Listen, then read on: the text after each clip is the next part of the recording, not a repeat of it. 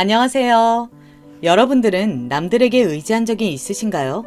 정말 가족보다 더 의지하고 힘을 얻으신 적이 있으세요? 그런 사람이 부탁을 해온다면 어디까지 들어주실 수가 있나요? 오늘 사연은 가족보다 더 의지했던 사람의 마지막 부탁을 들어주는 이야기입니다. 영화보다 더 영화 같고 드라마보다 더 드라마 같은 이야기니까요. 끝까지 집중해서 들어주시고요. 오늘도 3가지의 이야기가 준비되어 있습니다. 그럼 바로 시작해 볼게요. 저는 톡톡사연 한이입니다.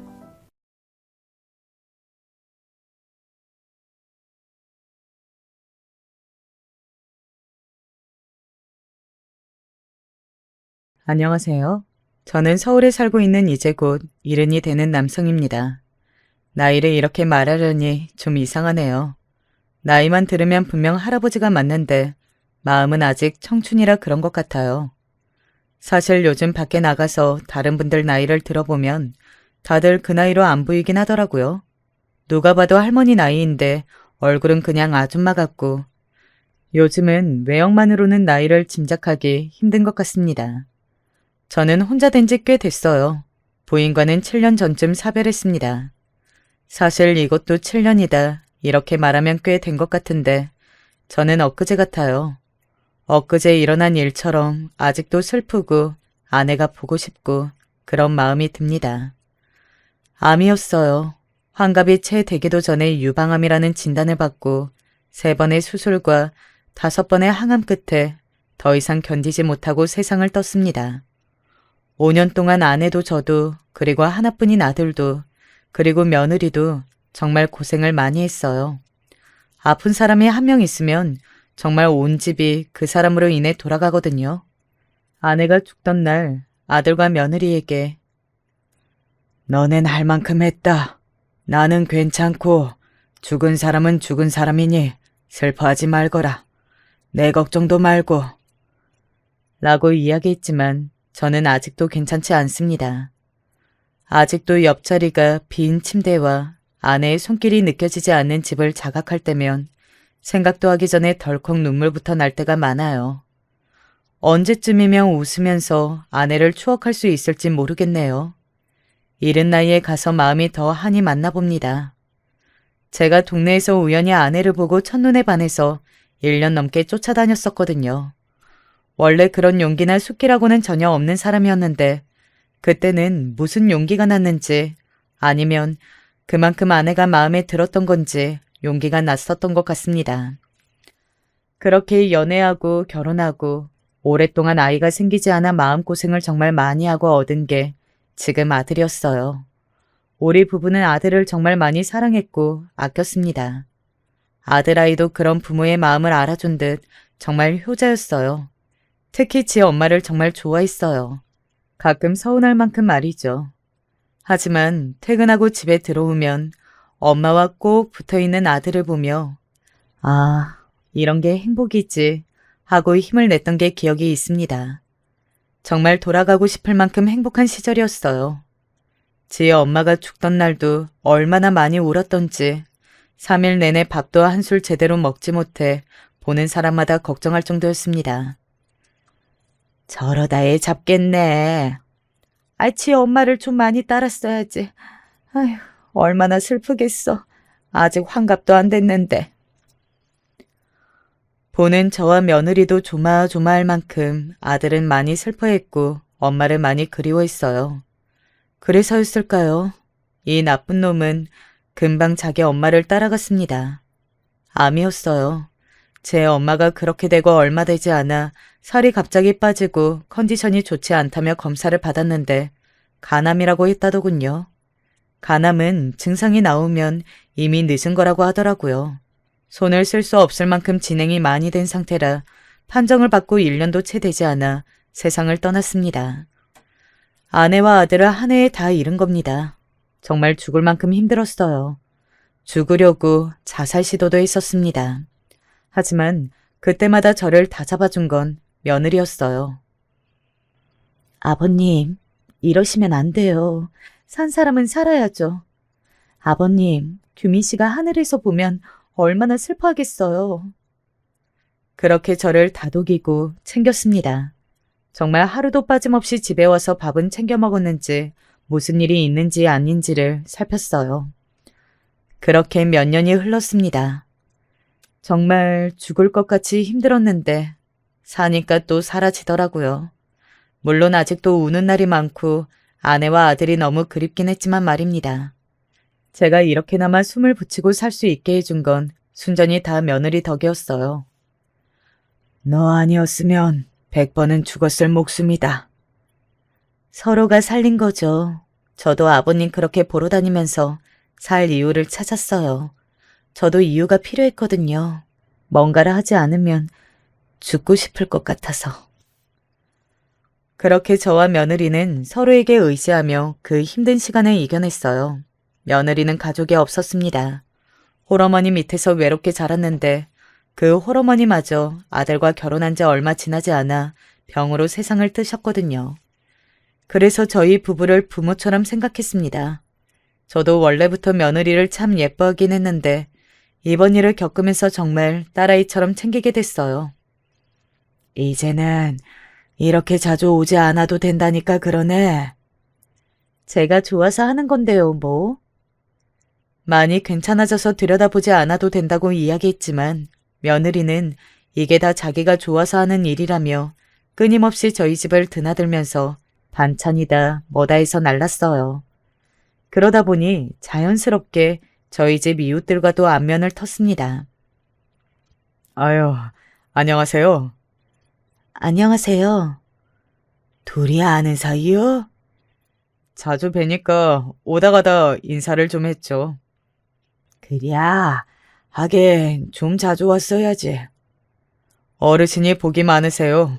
저는 처음에 따님분인가 했다니까요. 그렇지. 내가 정말 며느리 하나는 기똥차게 봤어. 옆집 총각도 며느리와 안면이 있는지 인사를 하더군요. 어느 날 며느리가 그러더군요. 제가 음식을 잘하잖아요. 봉사활동을 좀 하러 다닐까 싶어요. 오다 가다 이야기를 들었는데 매주 요 앞에서 노숙자분들을 점심 드리는 봉사를 하는데 생각 있으면 같이 하자고 하더라고요. 누가? 옆집 총각분이요. 언제 그렇게 친해졌나 싶었지만 별 생각하지 않았어요.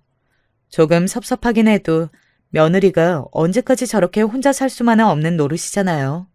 저 아이는 무슨 죄가 있어서 다 노인네를 평생 수발해야 하나 싶기도 했고요. 그래, 옆집 총각이 참 기특하네. 젊은 사람이. 그러니까요. 그렇게 말하며 수줍은듯 웃는 며느리를 보고 물론 섭섭한 마음이 하나도 들지 않는 것은 아니었지만 그래도 며느라기가 정말 행복했으면 좋겠다고 생각했습니다. 그래서 오히려 더 도와주려고 했던 것도 있었던 것 같아요. 이거 저기 옆집 총각 좀 가져다 줘라. 옆집 총각한테 가서 접시 좀 받아와. 일부러 더 그랬어요. 옆집 총각은 제가 보기에도 사람이 참 성실하고 괜찮았거든요. 저 같은 노인네에게도 매번 인사를 깍듯하게 했고 지나가다 쓰레기가 보이면 주워서 주머니에 넣는 모습을 본 적도 있었습니다. 아버님, 왜 자꾸 저를 옆집 총각네의 심부름을 보내세요? 아니, 뭐 그러다가 눈이 맞으면 그것도 그것대로 좋은 거고. 한 번은 며느리가 묻길래 그렇게 대답해 준 적이 있어요. 며느리는 아니라며 손사래를 쳤지만 얼마 지나지 않아 두 사람은 연애하는 듯 보였습니다. 그 장씨 며느리랑 그 옆집 총각이랑 자주 붙어 다니더만. 알아? 언제까지 이 노인네 뒷바라지 한다고 저 젊은 청춘을 다 바칠 수는 없잖아. 우리 애 그렇게 된 지가 언젠데. 쟤도 새 사람 만나고 해야지.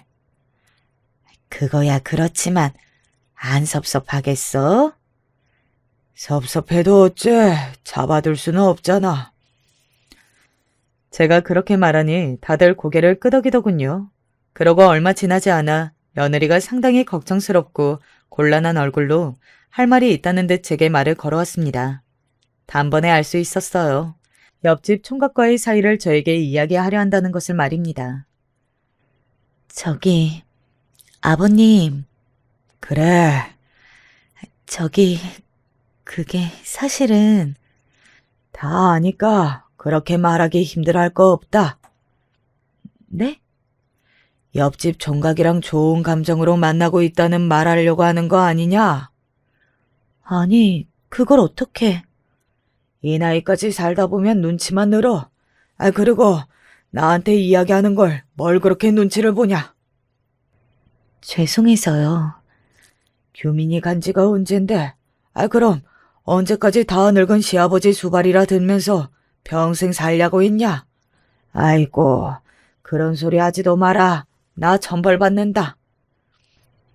그래도 규민 씨한테도 미안하고.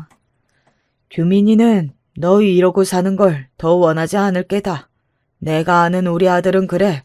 그니까 나나 규민이한테 미안해하지 말고 너는 네 인생 살아. 나는 이제 네가 들여다보지 않아도 괜찮을 만큼 좋아졌으니까. 일부러 조금 더 모진 말투로 이야기했어요.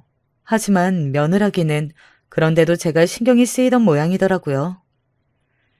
그래도 아버님한테 오고하는 건 그전이랑 달라질 건 없을 거예요. 아이고, 그러다 세 사람한테 밉보이면 어쩌려고. 그런 사람이면 저도 싫어요. 그리고 아버님은 저한테 시아버지 아니고 진짜 아버지세요. 고마워서 눈물이 날 것 같더군요. 그리고 며느리는 실제로 그 말을 지켰습니다. 그전과 다르지 않게 집에 왔고 저를 들여다봤어요. 며칠에 한 번은 와서 말동무도 해주며 한참을 있다 갔고요. 주변에서 그런 며느리가 어디 있냐며 혀를 내두를 만큼 정말 좋은 아이였습니다. 옆집 총각도 그런 며느리가 정말 괜찮고 신경 쓰이지 않는 듯 여전히 저에게 깍듯했어요. 어느 날은 어르신, 바둑 둘 줄 아세요? 왜? 나랑 바둑 도 주게? 요즘 바둑 두는 사람 없잖아요. 둘 줄 아시면 저 좀 상대해달라고 부탁드리려고요. 참, 요즘 총각 같지 않고 싹싹하고 좋은 청년이었어요. 그래서 며느라기가 저 총각이랑 잘 됐으면 좋겠다고 진심으로 그렇게 생각했었습니다. 그러던 어느 날이었어요. 아버님, 오늘 반찬 드리러 들릴게요. 그렇게 연락이 와서 밖에 있다가 부랴부랴 집으로 들어가는 길이었습니다. 제가 마침 할 말도 있었고 말이죠. 그날 제가 제 보험금 수령인을 며느리로 바꾸고 오는 길이었거든요. 온다던 애가 왜 안 와? 아직 멀었나? 온다던 며느라기는 저녁 늦은 시간이 다 돼서도 오지 않았습니다. 그래서 전화를 했는데 휴대폰도 받지 않더라고요.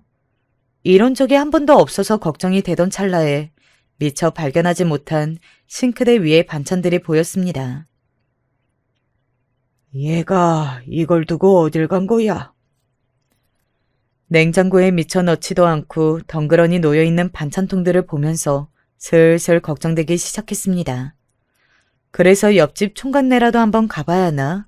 그건 너무 도를 넘는 건 아닌가? 옆집 총각이 기분 나빠하면 어떡하지?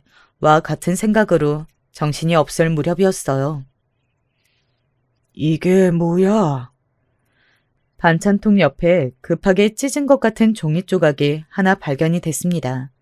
그리고 그곳에 그렇게 적혀 있었어요. 복수해주세요 라고 말이죠. 이게 무슨... 다짜고짜 복수해달라뇨. 그리고 이 쪽지만 남긴 채 연락이 되지 않는다뇨.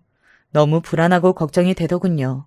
그래서 결국은 신뢰를 무릅쓰고 옆집 총각네 집 문을 두드렸습니다. 아이고, 어르신 무슨 일이세요? 오늘 우리 며느리 못 봤나? 정여은 씨요? 오늘 못 봤는데 왜요? 무슨 일 있어요?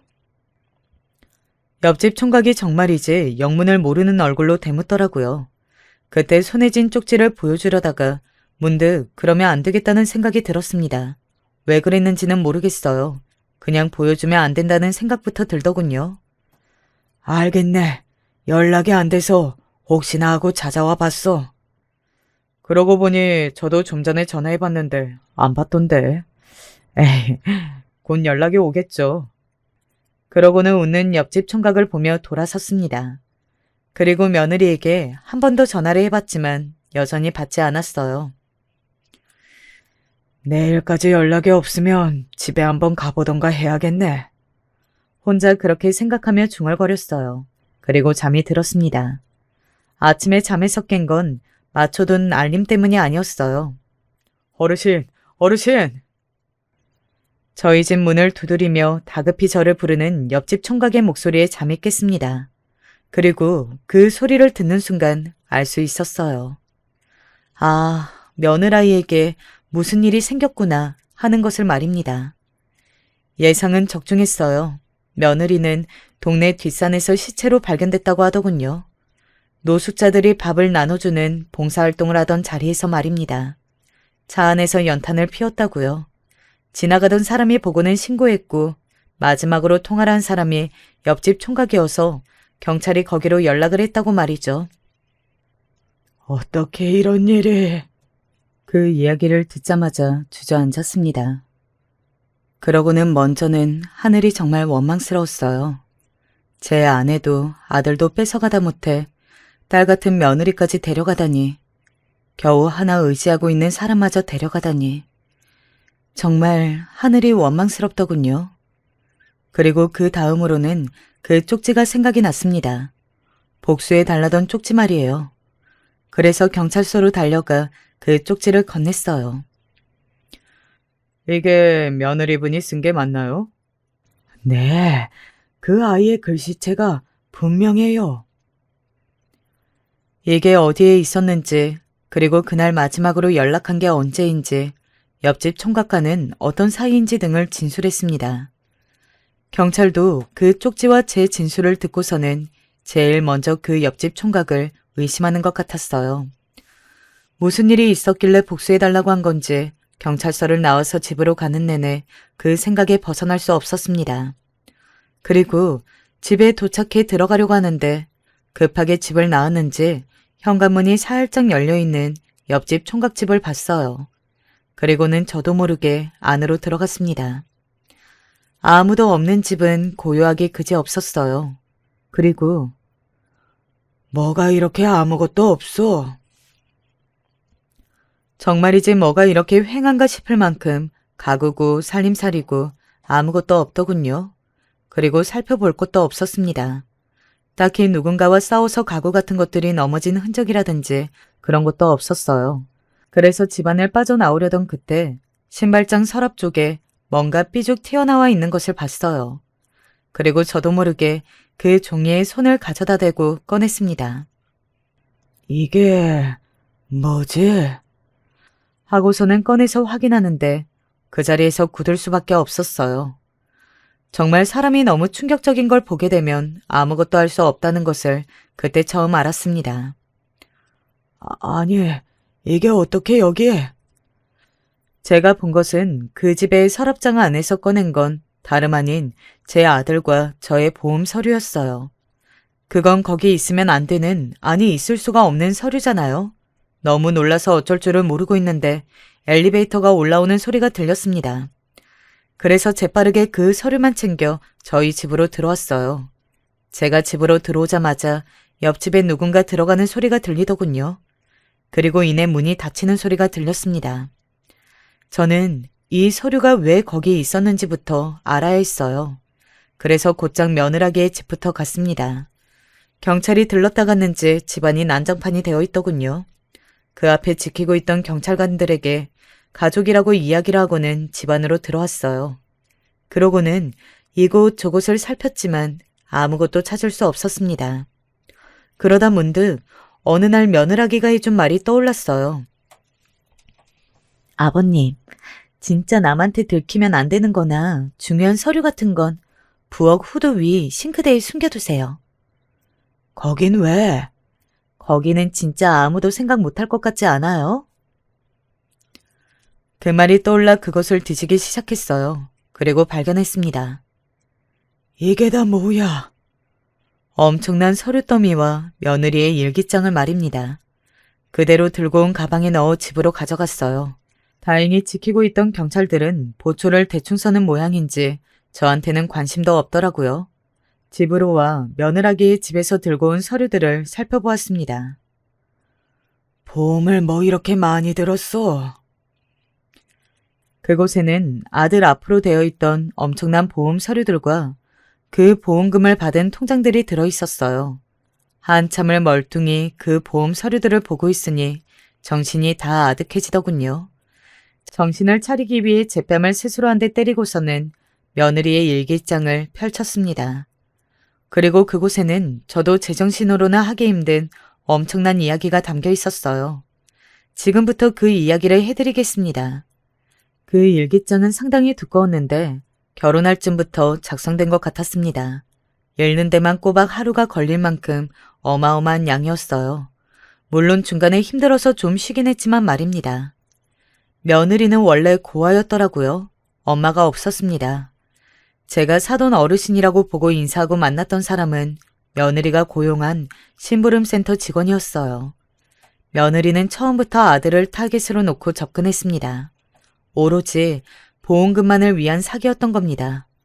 저와 아들 아내는 그것도 모르고 저런 며느리를 어디서 데려왔냐며 칭찬에 칭찬을 아끼지 않았었는데 말이죠. 그때쯤 처음으로 일기장을 읽다가 잠깐 중단했던 것 같아요. 너무 충격적이기도 했지만 이런 며느리를 위해서 뭔가를 더 해야 하나 하는 마음이 들기도 했었거든요. 하지만 저에게 복수를 해달라는 걸 봐서는 뭔가 더 있다는 생각에 다시 일기장을 펼쳤습니다. 그리고 옆집 그 총각과는 우리 아이가 살아있을 때부터 불륜 관계였습니다. 저희 집에 자주 드나들면서 서로 안면을 익힌 지는 이미 오래전이고 상당히 오래된 사이였더군요.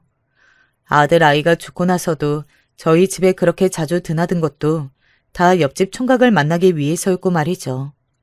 아들은 그런 두 사람의 관계를 알아챈 것 같더군요. 일기장에 이렇게 적혀 있었거든요. 남편이 오늘 그 사람과 내 관계를 다 알아버렸다. 어떻게 알았는지는 모르겠지만 시어머니가 투병 중이니 일단은 조용히 넘어가자고 한 번은 용서해 줄 테니 정리하라고 나에게 울며 말했다. 나는 그럴 생각이 전혀 없었지만 일단 남편에게는 그러겠다고 대답했다. 그런데 어떻게 안 건지 도통 알 수가 없다. 흔적이나 증거를 남긴 적이 없는데. 아내가 한창 투병 중일 때 아들아이가 정말 힘들어 보이던 시기가 있었거든요. 저는 그게 제 엄마가 아파서 그런 걸로만 생각했는데 일기장을 다 보고 나니 그게 아닐지도 모른다는 생각이 들더군요. 그렇게 좋아하던 엄마가 암으로 죽어가고 있는데 아내가 바람핀 걸 알게 되었으니 얼마나 힘이 들었겠어요. 아이고, 규민아, 나는 그것도 모르고 이 애비를 용서해라. 그동안 며느리를 딸이라며 정말 아끼고 아꼈던 지난날이 떠올랐습니다.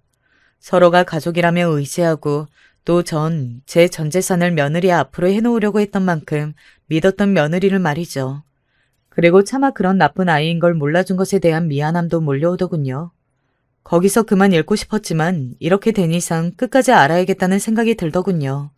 이미 며느리는 자기가 저지른 일에 대한 죗값을 받았지만 그 복수해달라는 쪽지도 그렇고 옆집 총각집에 있었던 제 아들과 저의 보험 서류도 그렇고 찜찜한 게 한둘이 아니었으니까요. 그리고 일기장을 읽을수록 정말 충격과 공포에 빠져야만 했습니다. 오늘 그 사람이 그런 말을 했다. 시어머니도 죽고 남편도 죽고 시아버지도 죽고 나면 그 집 재산과 보험금은 모두 너한테 상속되는 거냐는 말을 말이다. 그리고 모두 남지 않으면 의심할 사람도 없는 거 아니냐는 말을 들었다. 온몸에 소름이 오소소 돋더군요. 저는 재산이 많았습니다. 원래 대대로 물려받은 돈이 많기도 했지만 제가 꽤 오랜 시간 운영해온 회사가 있었거든요. 물론 아내가 아프면서 전문 경영인에게 물려주긴 했지만 말입니다. 물론 며느리도 그런 저희 집 배경을 아니까 그런 심부름 센터까지 고용해가며 저희 집을 타깃으로 삼고 접근했던 거겠지만요.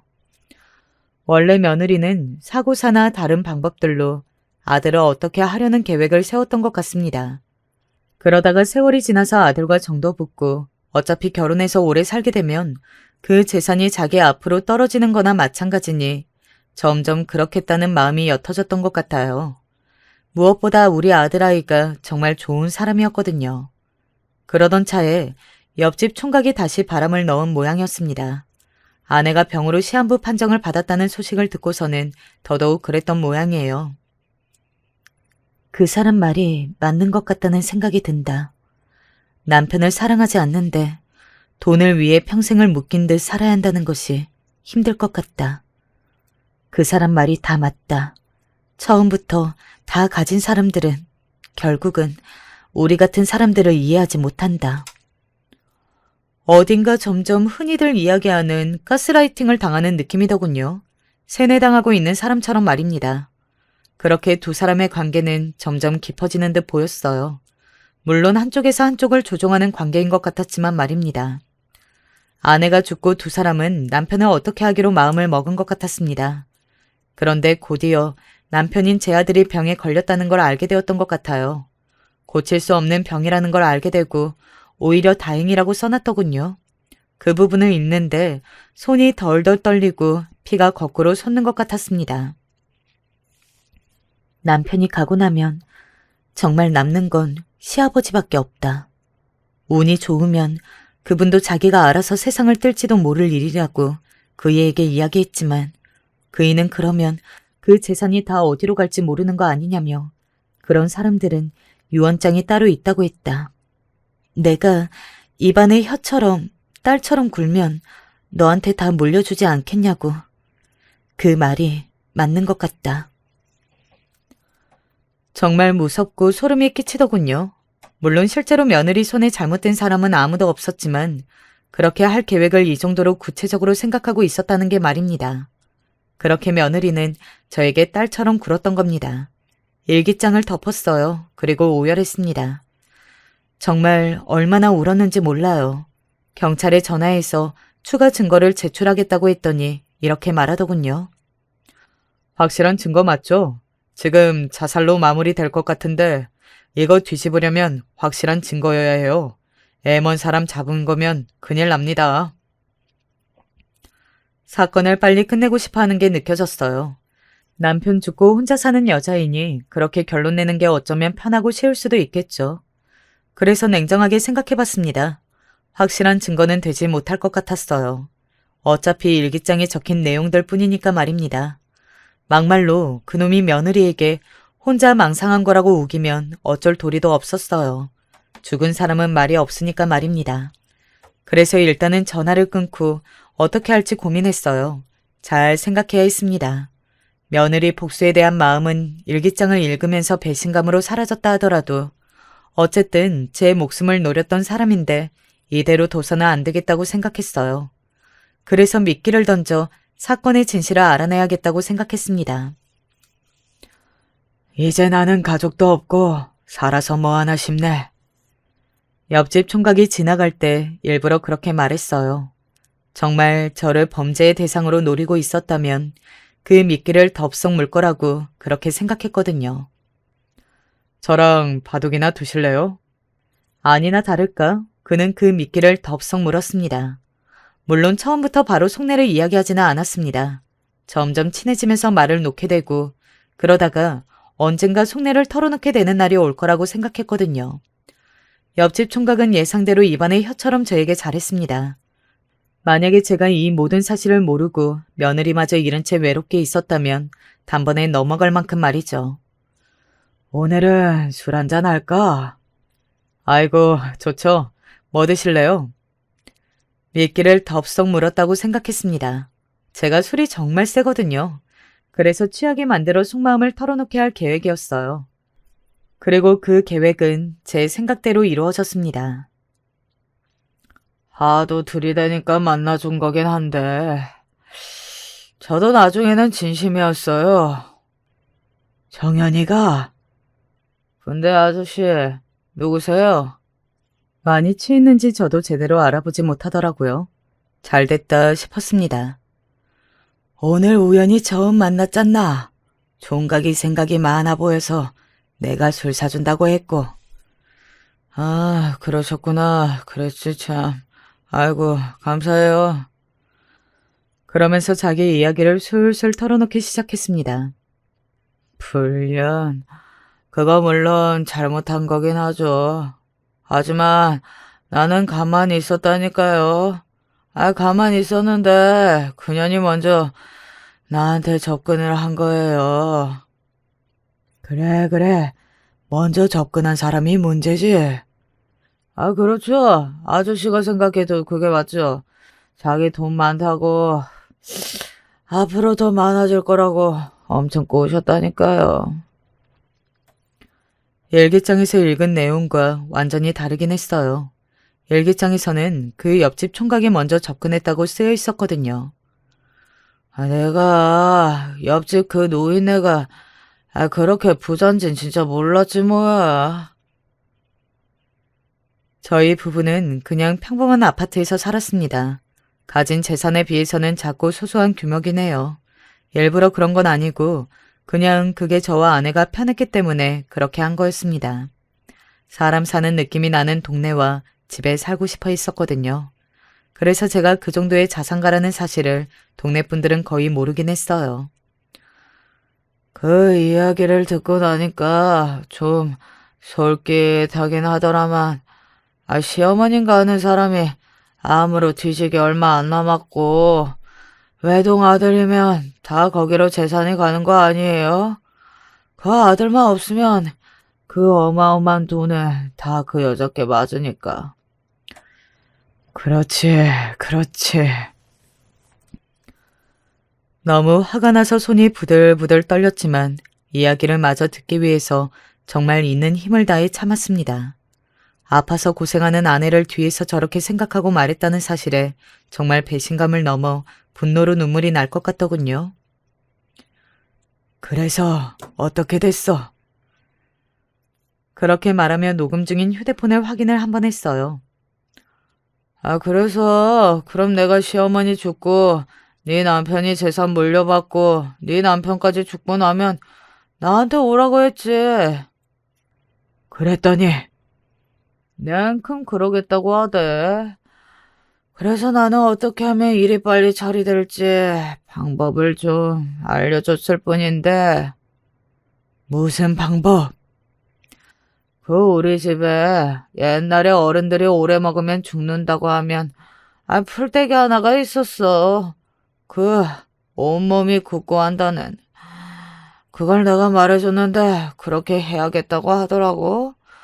그래서 그냥 나는 그러라고 했어. 솔직히 그래서 안 되면 뭐 아쉽고 마는 거고. 돼도 내 손에 피 묻히는 거 아니잖아. 그치? 차마 대답할 수 없이 입까지 덜덜 떨리고 눈가에 눈물이 차올랐지만 그 옆집 남자는 그런 저의 모습을 보지 못한 듯 말을 이어나갔습니다. 근데 어느 날 엄청 기분 좋은 얼굴로 오더니 우리가 손을 안 써도 되겠다 하대. 남편이 암에 걸렸다나 뭐라나. 그걸 좋아하라면서 말했어? 아닐 건 또 뭐야. 어차피 죽이려고 했는데 알아서 죽어준다니까 너무 고맙지. 보험도 엄청나게 들어놨는데 그것도 다 받아먹을 수 있고 말이야. 아무런 의심 없이, 안 그래? 고개를 숙이고 주먹을 꽉 쥐었어요. 더 이상 들어줄 수 없겠다 싶어서 일어나려는데 그 자식이 정말 용서할 수 없는 고백 아닌 고백을 해왔습니다. 정말이지 지금도 그 내용과 말투, 그 자식의 표정이 눈에 생생하게 떠올라요. 근데 알았더라고. 어떻게 알았는지는 모르겠는데 알았더라고. 누가? 남편이? 제가 덜덜 떨리는 목소리로 되물었어요. 그럼 누구겠어? 남편이지. 지 엄마 죽고 얼마 안 돼서 찾아왔더라고. 지 마누라한테 무슨 소리를 듣고 왔는지 착한 자기 마누라한테 왜 그랬냐길래 흠씬 두들겨 패줬지.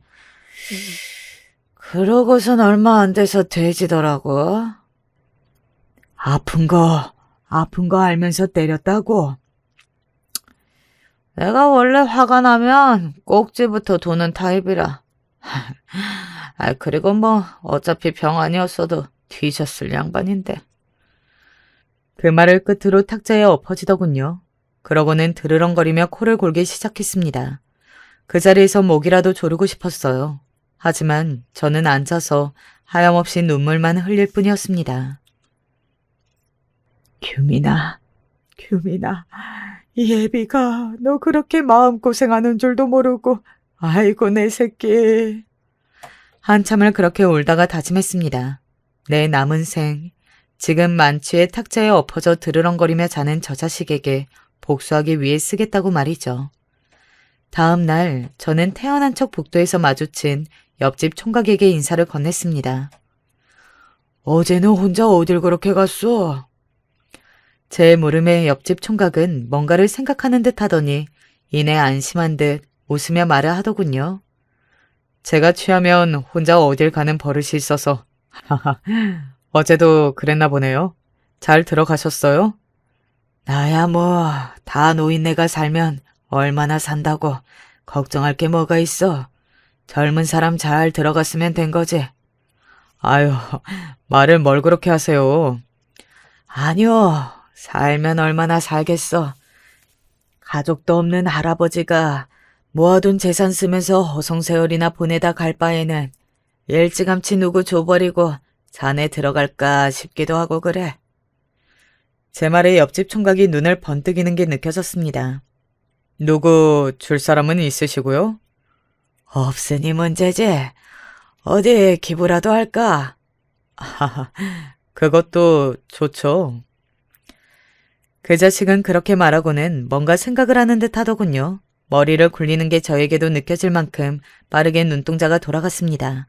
그러고는 아까보다 더 친절한 말투와 얼굴로 저에게 말하더라고요. 저도 가족이라고는 아무도 없이 혼잔데, 그럼 저랑 같이 다니시죠? 아이고, 젊은 총각이 다 늙어 빠진 노인네랑 뭐하러? 저희 아버지가 살아계셨으면 딱 어르신 연배실 건데요. 외로운 사람들끼리 마음 맞춰서 잘 지내면 좋죠. 그리고 정연 씨랑도 인연이 있고 저희가 아예 연이 없는 사람들은 또 아니잖아요. 정말이지 역겹기 그지없더군요. 토악질이 나오려 하는 걸 간신히 참으며 웃었습니다. 아이고, 그래주면 나야 고맙지. 그날 이후로 그 자식은 저에게 정말 잘했습니다. 정말 잘했어요. 이웃 사람들도 어떻게 남에게 저렇게까지 잘하고 또 싹싹하냐고. 그 총각 너무 좋은 사람이라며 다들 칭찬하기 바빴으니까요. 하루는 우연히 그 총각과 제가 걸어가는 모습을 본 경찰이 저에게 따로 찾아와 물어본 적도 있었습니다. 오해가 다 풀리신 거예요? 무슨 오해? 며느리 죽인 범인으로 옆집 남자분 의심하셨었잖아요. 지내다 보니 그런 사람 아니더라고. 그렇죠? 그날도 조사 정말 성실하게 받고 묻는 말에 다 대답하고 그러더라고요. 의심이 가는 부분도 없고 제가 형사 생활만 얼만데 딱 보면 알아요. 저 남자는 범인 아니에요. 그 말에 비웃으며 생각했습니다. 역시 복수는 경찰을 통해서 해서는 안 되겠다고 말이죠. 그렇게 옆집 총각과 친분을 쌓아가던 어느 날이었어요. 하루는 그 자식이 찾아와 그러더군요. 어르신, 요즘 단풍놀이 가기 좋은 시즌인데 저랑 단풍놀이 가실래요? 아이고, 늙은이 데리고 다니면 고생해. 또 그러신다. 자꾸 그러시면 저 섭섭해요. 능청을 부리며 그렇게 말하더군요. 속으로 또 한참 울분을 참아냈습니다. 그리고는 제가 가고 싶은 산을 찾아보겠다고 말했어요. 그러고는 집으로 돌아와 계획을 짰습니다. 드디어 복수를 할 수 있는 날이 다가온 겁니다. 일부러 산세가 험하다는 산을 골랐어요. 그러고는 먼저 내려왔습니다. 산의 지형이나 그런 것들을 미리 익히기 위해서 말이죠. 같이 내려오시지 왜 먼저 오셨어요? 그러고는 하루 뒤에 내려온 옆집 총각과 산 앞에서 만났어요. 이번에 여행 끝나면 제가 아버님이라고 불러도 될까요? 다음날 산에 오르기로 하고 하루 묵을 숙박집에서 소주를 한잔하고 있는데 그렇게 말하더군요. 정말 뻔뻔하기 그지없었습니다. 그래, 자네 같은 아들 생기면 나야 좋지. 억지로 웃어 보이며 대답했어요. 와, 정말 아들 삼아주시는 거죠? 하하하. 안 될 게 뭐가 있어. 하늘 아래 나 혼잔데. 그 자식은 제 말을 들은 뒤 기분이 좋았는지 술을 많이 마시더군요. 술을 마시면 지난번처럼 혹시 속에 있는 비밀 같은 것들을 더 이야기할까 싶어 가만히 뒀습니다. 사실 막상 일을 저지르려고 하니 마음이 약해지는 기분이 들었거든요. 그래서 더 술을 권했어요.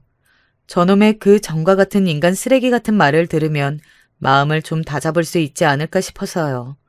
아니나 다를까 또 지 입으로 술술 털어놓기 시작하더군요. 며느리가 어르신한테 참 잘했죠? 그랬지. 그거 제가 다 시킨 건데. 자네가 혼자 있는 노인네들은 좀만 잘해줘도 홀라당 넘어와서 간이고 쓸개고 다 빼주니까. 그렇게 이야기하고서는 또 쿵 하고는 머리를 찍고 잠이 들더군요. 그 모습을 보면서 다시 한번 마음을 다잡을 수 있었습니다. 너는 그냥 두면 안 되는 놈이야. 그렇게 중얼거리며 말이죠. 그리고 다음날 속이 덜 풀렸다는 그 자식에게 젊은 사람이 이것도 못하면 어떡하냐며 산으로 끌고 올라갔어요. 역시나 전날에 자신이 무슨 이야기를 했는지는 하나도 기억하지 못하는 듯 했습니다. 그리고 산을 오르면서 들뜨라고 일부러 마음에도 없는 소리들을 했어요. 자네, 내려가면 내 진짜 아들 할래? 제 그 말에 눈을 번쩍이더군요. 진짜 아들이요? 아, 오적에 올리는 진짜 아들. 순간 그 자식은 신받다는 얼굴로 저를 바라보더니 이내 마음을 다잡고는 말했습니다. 어르신이 좋으시다면 저야 좋죠. 어르신 같은 좋은 아버지도 생기고. 입가에 실룩이는 미소를 감출 수 없어 보이더군요. 얼마나 신나겠어요. 제 재산이 얼마인지 대충 아는데 내가 죽으면 그게 자기 것이라는 생각을 하면서 말입니다. 나도 자네 같은 사람이 내 아들 해준다면 너무 고맙지? 하고 마음에도 없는 말을 하며 앞장섰어요. 그리고 미리 봐둔 산세가 험한 쪽으로 방향을 틀었습니다. 아유, 어르신, 아니 아버지, 같이 가요. 그놈은 제가 말한 아들을 시켜준다는 것에 꽂혀서 다른 건 눈에 들어오지도 않는 듯 했어요. 바삐 저를 따라왔습니다. 그렇게 한참을 가다가 사람이 없다는 걸 깨닫고는 말하더군요. 저희밖에 없나 본데요? 산세가 험한 거 보니 내가 길을 잘못 들었나 보네. 아이고, 늙은이는 이래서 일찍 죽어야 해. 무슨 말씀을 그렇게 하세요. 이제 아들도 생기셨는데 아들이랑 재밌게 오래오래 사셔야죠. 말이라도 고맙구먼. 제 말에 완전 껌뻑 넘어간 그놈은 저에게 잘 보이고 싶은 마음에서인지 자기가 길을 찾겠다며 앞장서서 걸어가더군요. 하지만 길은 쉽게 찾아지지 않았습니다. 당연하죠. 제가 일부러 그런 곳으로 들어왔으니까 말입니다. 산이 진짜 험하네요. 날 어두워지기 전에 얼른 길 찾아야 할 텐데. 그러게나 말이요. 추워질 텐데 큰일이네. 하며 하늘을 봤어요. 살짝 어둑해질 것 같더라고요. 그리고 마침내 제가 봐뒀던 자리로 향하더군요. 자기 발로 말이죠. 정연이 보고 싶지는 않나? 앞서 걷던 그놈에게 물었어요. 그랬더니 놀란 듯 고개를 돌려 저를 바라보더군요. 그 자식과 이렇게 지내면서 한 번도 며느리 이야기를 하지 않았었거든요. 그놈은 뭐라고 해야 하나 한참을 생각하더니 어설프게 웃으며 대답했습니다. 그립죠. 좋아했던 사람이니까. 근데 그러면 뭐예요? 어차피 각오 없는 사람, 그 사람도 제가 있길 바랄 거예요. 그래, 그 아이라면 그러겠지. 착한 아이니까. 일부러 그렇게 이야기했습니다. 그러고는 표정을 살폈어요. 슬쩍 비웃는 게 보이더군요. 자기는 본 모습을 다 알고 있다는 듯 말입니다. 아는 건 본인뿐만이 아닌데요. 그쵸, 좋은 사람이죠. 늦기 전에 빨리 가시죠. 그러고는 돌아서는 그놈의 등을 힘주어 밀었습니다. 와! 순식간이었어요. 그 자식은 제가 봐둔 자리에서 그대로 떨어졌습니다. 그러다 한쪽 손을 겨우 나뭇가지를 잡아 버텼어요. 그리고는 저를 향해 말했습니다. 제가 민 줄도 모르고 말이죠. 저 좀 잡아주세요. 너무 놀라서 제가 밀었다는 생각조차 하지 못하는 것 같더라고요. 저는 그런 그놈에게 손을 내밀다가 바로 앞에서 거두었어요. 그랬더니 눈을 동그랗게 뜨고 무슨 짓을 하냐는 듯 저를 바라보더군요. 아니, 아버지. 아버지는 무슨, 소름 끼치니까 그렇게 부르지 마. 그동안과는 완전히 다른 말투와 얼굴로 그렇게 말하자 정말 놀랐다는 듯 눈은 저를 바라봤습니다. 나뭇가지를 잡은 손이 떨리는 게 보였어요. 나를 죽이려고 하고 내 아들을 죽이려고 하고 그랬던 인간이 돈 때문에 내 옆에 딱 붙어서 호시탐탐 내 재산만 노리는 거 내가 모를 줄 알았나? 누굴 바보로 알아? 그놈은 그제야 깨달은 듯 덜덜 떨리는 목소리로 말했습니다. 설마 지금 일부러 미신 거예요? 그래, 내가 밀었네. 살면서 그 죄는 내가 다르게 다 갚고 죽을 거야. 그러니까 자네는 오늘 여기서 죽어. 자네 같은 사람이 더 살아봐야 세상에 이로울 게 하나도 없으니. 하고 돌아서려는데 그놈이 다급하게 저를 불렀습니다. 아니에요. 다 오해예요. 다 설명할 수 있습니다. 아버지, 아니, 어르신. 하지만 들어줄 마음 없이 돌아섰어요. 그러다 문득 궁금하더군요.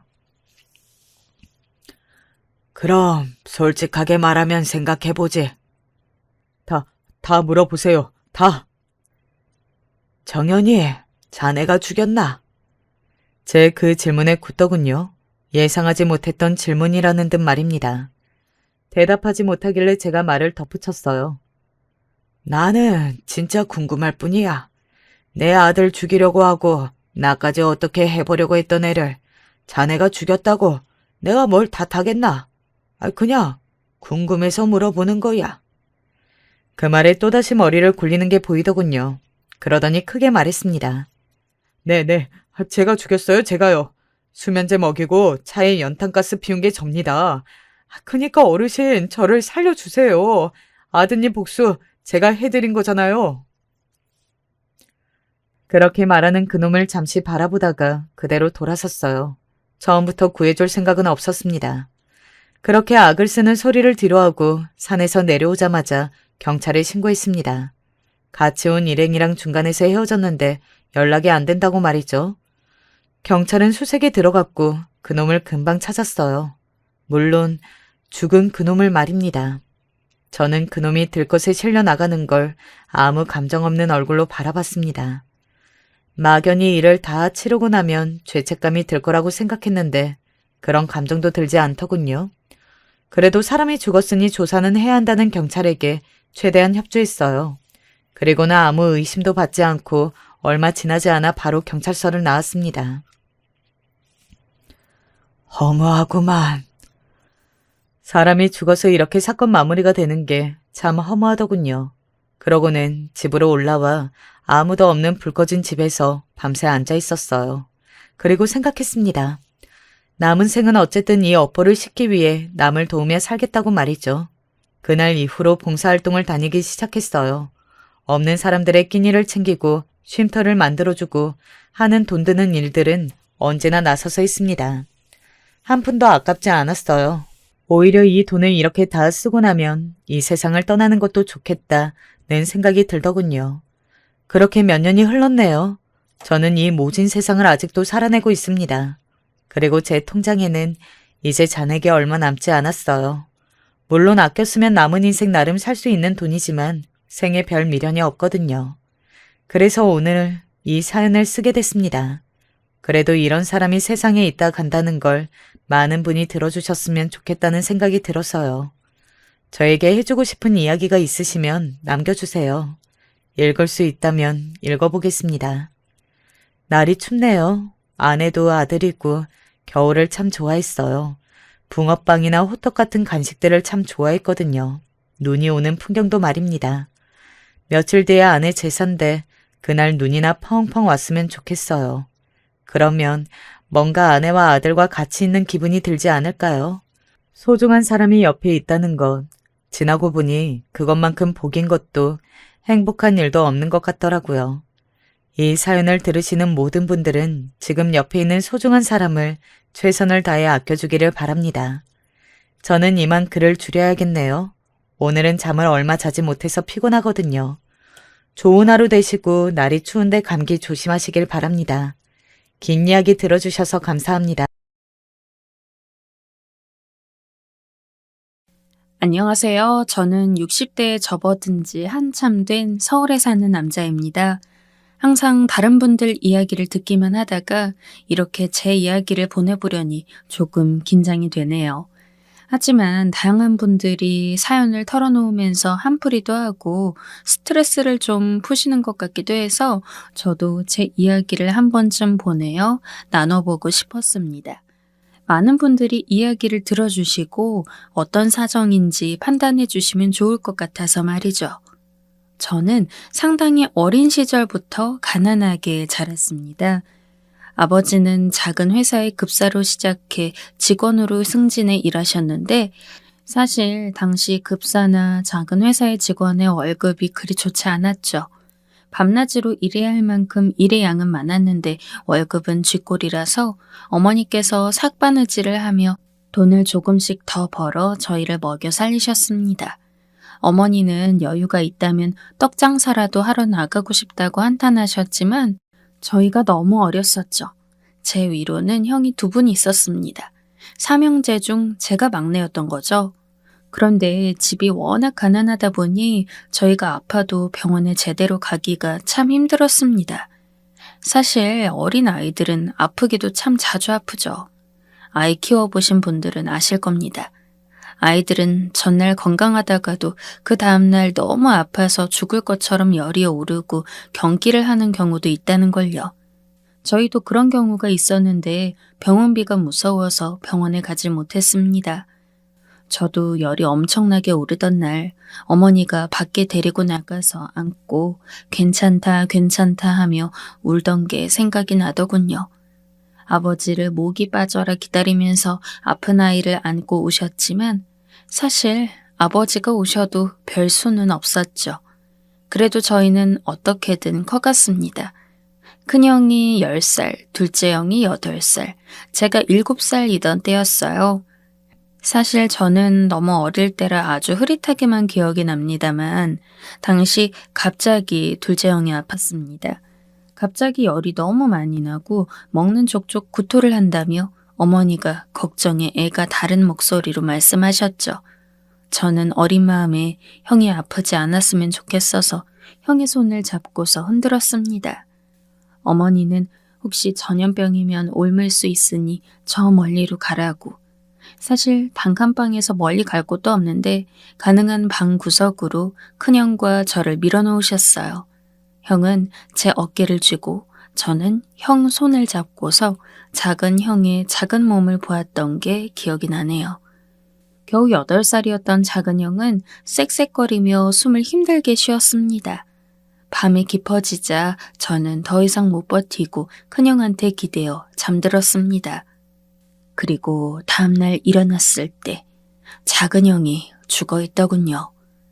저와 큰형은 서로 손을 잡고 어쩔 줄 모르고 서 있었어요. 사실 그 나이 때 애들이 할 수 있는 건 아무것도 없었죠. 아버지는 세상이 망한 것처럼 침통한 표정이었고 어머니는 끝없이 우셨습니다. 아픈 아이, 병원에 가지 못한 가난한 부모, 그 당시 부모님의 심정을 어렸던 저희는 알지 못했습니다. 그렇게 작은 형을 보내고 나서 어머니는 언제나 저희 형제한테 당부하셨습니다. 이제 세상에는 너희 둘밖에 없어. 형제는 딱 너희뿐이니까 서로 잘 챙겨야 해. 네, 엄마. 꼭이야. 이젠 정말 엄마 아빠 죽고 나면 너희뿐이니까. 아버지는 어머니의 그런 말씀을 듣고 버럭 소리를 지르곤 하셨죠.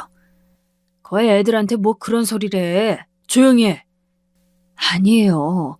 애들한테 말을 해놔야 한다고요. 하지마. 애들이 뭐라고 생각하겠어? 그 전까지 온순하셨던 아버지는 작은 형의 충격적인 죽음 이후로 술을 드시며 주사가 심해졌어요. 그 전까진 월급을 받는 족족 집으로 가져와 가난한 집이나마 춥지는 않게 배 골지는 않게 하셨다면 그 이후로는 아예 집은 안중에도 없는 것처럼 생활하셨죠. 어머니는 그런 아버지가 너무 섭섭하고 서러워서 점점 더 저희 형제한테 주의를 기울였습니다. 하지만 아버지가 월급을 가져오지 않으니까 어머니의 삭바느질만으로는 한계가 금방 드러났죠. 어머니는 결국 떡 장사를 하겠다며 저희 둘만 남겨놓고 나가셨고 생전 처음 떡바구니를 이고 가시다가 옆을 보지 못하셔서 트럭에 치여 돌아가셨습니다. 어머니의 죽음 앞에 아버지는 정신을 잡았어요. 아버지는 이를 악물고 돈을 벌어오겠다면서 형과 저를 붙들고 고아원으로 데리고 가셨죠. 여기서 조금만 기다리면 아버지가 오마. 언제 오세요? 곧. 너희들을 벌어먹일 수 있게 되면. 아버지는 그렇게 말씀하시고 떠났습니다. 하지만 어린 마음에도 아버지를 다시 보지 못할 수도 있다는 사실을 깨닫고 있었죠. 그래도 저는 큰형이 있어서 천만다행이었어요. 3살 위 형, 그 존재가 어린아이에게는 얼마나 중요한 것인지 모릅니다. 형은 무슨 일이 생기면 달려와서 언제나 도와주었고 무슨 일이든 제 대신 해주려고 애를 썼습니다. 아직 10몇 살이던 어린애가 뭘 할 수 있었을까요? 하지만 형은 무척 조숙한 어린애였고 저를 잘 보호하려고 애썼습니다. 형의 보호 아래에서 비록 고아원에서였지만 저는 잘 클 수 있었어요. 고아원의 원장님도 그리 나쁜 사람은 아니었고 선생님들도 좋은 분들이 많았죠. 그래서 덕분에 우리는 성인이 될 때까지 큰 문제 없이 커나갔습니다. 물론 그 사이에 서러운 일이나 억울한 일이야 왜 없겠습니까만 그래도 다 이겨내고 세상이 아직 살만하다는 믿음을 잃어버리지 않은 채 성인이 될 수 있었으니까요. 형은 3년 먼저 성인이 되었고 고등학교 졸업과 함께 세상 밖으로 나갔습니다. 형이 먼저 가서 돈 벌어서 기다리고 있을게. 알았어. 착하게 원장님 말씀 잘 듣고 형이 전화할게. 형은 원장님의 소개로 곧장 어느 공장으로 취업해서 나갔고 간혹 전화 연락이 왔습니다. 고아원으로 전화가 오면 제가 가서 받는 과정을 거쳐야 했지만 형에게 전화가 올 때마다 어린 저는 얼마나 뿌듯했는지 모릅니다. 20살의 어린 나이에도 형은 빠르게 공장에 적응하여 자리를 잘 잡았는지 형에게서 전화가 오면 선생님들도 감탄하며 저의 어깨를 두드려 주셨거든요. 넌 형이 먼저 나가서 자리 제대로 잡고 있으니 걱정할 게 없겠다면서요. 저는 그래서 고등학교를 졸업할 때까지만 기다렸습니다. 3년은 느리게도 갔습니다. 형의 전화를 기다리고 공부를 하면서 채워진 시간이었죠. 형은 반년에 한 번씩 찾아오기도 했는데 올 때마다 가지고 오는 선물의 크기가 커졌습니다. 처음에는 과자 몇 봉지를 사들고 와서 더 많이 가지고 오지 못해 미안하다고 했지만 그 다음에는 옷을 한 벌 사가지고 왔고 그 후에는 학용품과 가방까지 사다 주었습니다. 그동안 아버지의 이야기는 우리 형제 모두 거의 하지 않았어요. 그랬다간 뵙지 못한 아버지에 대한 그리움이 너무 커져서 눈물을 흘릴 것 같았기 때문이었습니다. 그렇게 3년이 지나고 나서 저는 드디어 고등학교를 졸업하고 형의 희망에 따라 대학까지 진학했어요. 다행히도 저는 공부를 상당히 잘하는 편이었고 좋은 대학에 장학금까지 받으면서 갈 수 있었죠. 형은 제 손을 잡고 데리고서 형이 살고 있는 집으로 갔습니다. 작고 초라한 주택의 1층 새방이었지만 그래도 어엿한 주거지 우리들만의 집이었어요. 이제 아무 걱정하지 말고 대학 공부 열심히 해라. 형이 돈 벌어서 너 뒷바라지 끝까지 다 시켜줄 테니까. 내가 빨리 대학 졸업하고 취업해서 형 호강시켜줄게. 미안해, 형. 미안하다니. 형은 네가 잘 자라서 얼마나 좋은지 몰라. 형은 제가 좋은 대학에 갔다는 것에 너무나 뿌듯해했습니다. 저는 그런 형이 너무 고맙고 좋아서 대학에 들어가서도 한눈 한 번 팔지 않고 공부를 정말 열심히 했죠. 형이 등록금에 대해 물어볼 때마다 장학금을 받았다고 말하고 형이 자랑스러움에 눈을 빛내는 것을 볼 때가 가장 가슴이 벅찼습니다. 그래서 결국 저는 대학을 우수한 성적으로 졸업하고 대기업에 들어갔습니다. 제가 취업하여 첫 월급을 받던 날, 저는 형을 그 당시 몇 개 있지도 않았던 고급 레스토랑으로 데리고 가서 밥을 먹었습니다. 형은 먹으면서도 계속해서 감탄했습니다. 세상에, 내가 언제 이런 걸 먹어보겠냐. 동생 덕분에 진짜 호강한다 내가. 형, 이제 그렇게 너무 고되게 일할 필요 없어. 내가 이제 전부 알아서 할 수 있으니까 쉬어도 돼. 이제 네가 이렇게 훌륭하게 자랐으니 너도 나도 결혼을 해야지. 형이 그 말을 듣고 그제야 형이 20 후반의 나이에도 아직 결혼을 하지 못했다는 것이 기억나더군요. 그 당시 남성들은 20 후반이면 거의 결혼을 한 나이였기 때문에 형이 다소 늦은 감이 있었죠.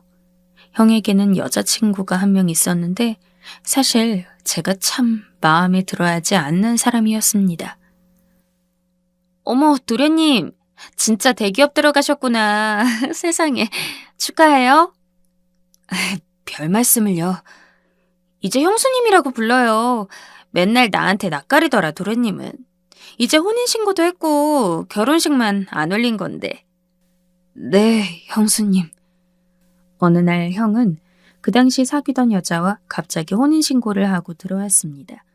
결혼식은 사정되는 대로 할 거라며 이제 저도 밥벌이를 하니 여자친구와 합쳐서 살고 싶다고 하더군요. 저는 형과 좀 더 함께 살면서 호강시켜주고 싶었는데 갑작스럽게 형이 그렇게 결정하자 아쉬웠죠. 하지만 제가 뭐라고 말을 할 수는 없었습니다. 형의 여자친구, 그러니까 형수님은 좋은 말로 하면 활달하고 나쁜 말로 하면 경박한 스타일이었어요. 형수님은 편모스라에서 자란 사람이었는데 홀어머니는 예전에 돌아가셔서 사실상 저희나 비슷하게 고아로 자란 사람이었죠. 제가 형의 짐이 된다고 생각했는지 이전엔 저를 무척 싫어했는데 대기업에 취직하고 나자 갑자기 태도를 바꾸어서 자기 친구를 소개시켜주겠다는 둥, 아는 동생과 만나보라는 둥 하는 말을 하는 것도 좋지 않았어요. 사실 제가 형수님을 더 별로라고 생각했던 건 다방 아가씨 출신이었기 때문입니다. 공장에 커피를 가지고 자주 오던 다방 레지를 짝사랑하던 순진한 청년인 형이 결국 그 꼬임에 넘어가서 결혼까지 하게 된 거였으니까요. 하지만 제가 형의 인생에 뭐라고 할 수 있었겠습니까? 결국 저는 형이 키운 거였고 형의 판단을 존중할 수밖에 없었어요. 제가 반대할까봐 일단 혼인신고부터 하고 왔던 형은 제가 별 말을 하지 않자 다행이라는 듯 웃었죠. 그런데 그때쯤이었습니다. 형이 일하는 공장으로 어떤 늑수그레한 아저씨 한 분이 찾아오셨더라고요. 처음에는 공장 주변을 맴돌면서 그저 바라만 보고 있었는데 형이 그 아저씨가 누군지를 깨닫고는 곧장 달려가서 붙잡았다고 합니다. 그 아저씨는 다름 아닌 저희 아버지였죠. 너무 달라져 버린 아버지의 모습. 아버지는 그간 계속해서 돈을 벌려 노력하셨지만 저희 형제를 먹여 살리기엔 역부족이었다고 합니다. 형의 공장은 진작에 알고 있었지만 잘 큰 자식들 앞에 차마 나타날 면목이 없어 주변만 맴돌며 얼굴을 보셨다고 했죠. 저와 형은 눈물을 쏟았고 아버지를 얼른 집으로 모셨습니다. 하지만 형은 혼인을 했기에 형과는 따로 살았습니다. 형은 같이 살아도 된다고 했지만 저는 그 형수님과 같이 산다는 게 싫어서 방을 얻어서 나왔습니다. 아버지도 함께 모시고 나왔죠. 제 직장은 월급이 무척 높았고 따로 독립해도 아버지와 사는데 아무런 상관이 없을 정도였습니다. 형은 그 후로 형수님과의 사이에서 아들 둘을 낳고 살았습니다. 서로 싸우는 날도 많았지만 그래도 어찌저찌 가정을 유지하더군요. 주로 순하고 착한 형님이 찾는 일이 많은 것 같았습니다. 형은 공장에서 계속 일을 하셨고 나중에는 관리자로 승진도 하셔서 안정적으로 가정을 이끄셨어요. 저도 같은 회사에 다니는 여직원과 결혼을 했고 가정을 이루어 살게 되었는데요. 그 후로는 회사에서 나와 제 회사를 차려서 제법 성공하기도 했습니다. 남부럽지 않을 만큼 벌 수 있었고 그 덕분에 제 아이들과 아내가 부족함 없이 살도록 해줄 수 있기도 했죠. 하지만 아버지는 이미 그때 연세가 많으셨고 뇌혈관이 계속 안 좋으셨는데 결국 뇌졸중으로 쓰러지셨습니다. 인지는 있으셨지만 사지를 쓰지 못해서 간병인을 붙여드렸지만 남이 케어해드리는 게 못내 마음에 쓰였었죠. 그렇게 아버지가 쓰러지신 지 3년 가까이 지났을 시기였습니다. 참 세월이 무상하죠. 형이 결혼하고 저도 뒤이어 결혼한 지 20년도 훌쩍 넘게 지났던 때 형의 결혼으로부터는 거의 30년 가까이 지났었네요.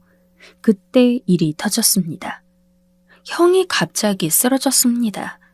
심장마비였는데 공장에서 일하다가 쓰러지셨는데 빠르게 응급처치가 되지 않아 병원에 도착했을 때는 이미 사망하신 후였습니다. 공장은 도시에서 좀 떨어진 곳에 있었기 때문에 응급차가 뒤늦게 달려와 싣고 가서도 소용이 없었던 거였죠. 어떡해요, 도련님. 우리 애들이랑 나 어떡해요. 형수님이 저를 붙들고 옷을 쥐어 뜯으면서 우셨습니다. 최근 들어서는 형님과 그리 사이가 좋지는 않았던 것으로 알지만 그래도 몇십 년을 산 부부이니 그 정이 왜 없겠습니까? 게다가 사실 아직 아이들이 성인이긴 했지만 취업을 못한 상태라 아무래도 막막하긴 했겠죠. 저도 정말 믿어지지가 않더라고요. 세월이 많이 흐르긴 했지만 사실 아직 형의 나이는 너무 젊었거든요. 괜찮습니다, 형수님. 제가 어떻게든 책임을 져 드릴 테니까. 제가 그렇게 말하자 형수님은 더 서럽게 울면서 휴지에 얼굴을 묻었습니다. 아들들도 우울한 얼굴로 서 있더라고요. 어떻게든 장례를 치르고 저는 방에 혼자 앉아 제대로 생각을 해보았습니다. 첫 번째로 사실 돈은 문제가 안 됐어요. 제 회사는 제법 잘 나가고 있었고 규모도 절대 작지 않았으니까요. 아내도 그 각별하던 형님이 돌아가시자 안 되었다며 남은 가족들이라도 어떻게 해드려야 하지 않겠냐는 입장이었고요. 저는 형수님을 만나서 이야기를 했습니다. 저희 아버지 혹시 간병 좀 해주실 수 있겠습니까? 네? 간병이요? 하지만 지금 간병인이 제대로 붙어 있잖아요. 제가 뭔가 금전적인 도움 이야기를 할 줄 알았던지 갑작스러운 간병 이야기에 형수가 화들짝 놀라 손사래를 쳤습니다. 그냥 하시라는 건 아닙니다. 간병을 해주시면 그 대가로 제가 월 500만 원을 드리죠. 아무런 조건 없이 그냥 드리려면 아무래도 금액이 적어질 수밖에 없으니 형수님도 그쪽이 낫지 않으시겠습니까? 월 500이요? 정말이죠, 도련님? 형수님은 눈을 번뜩였습니다. 돈 이야기가 나오자 얼굴이 반짝거릴 정도로 화색이 돌더군요. 간병이 괜찮으시면 제가 집도 마련해 드릴 수 있습니다. 지금 계시는 집은 아버지까지 같이 모시기엔 너무 작으니까요. 맞아요. 우리 집 너무 작아. 세상에. 역시 도련님은 돈을 잘 버시니까 다르구나. 어머 세상에. 일단 집을 제 명의로 하고 아버님 돌아가시고 나면 집을 형수님 명의로 해드리겠습니다. 형수님은 탐욕스러운 얼굴을 하고 있었지만 저는 애써 외면했습니다. 애초에 아버지의 간병을 자식들이 아닌 제3자의 손에 맡기고 있다는 것도 무척 마음에 걸리는 상황이었으니 며느리가 간병하는 것에 도리에도 맞고 딱 좋다는 생각이 들기도 했죠.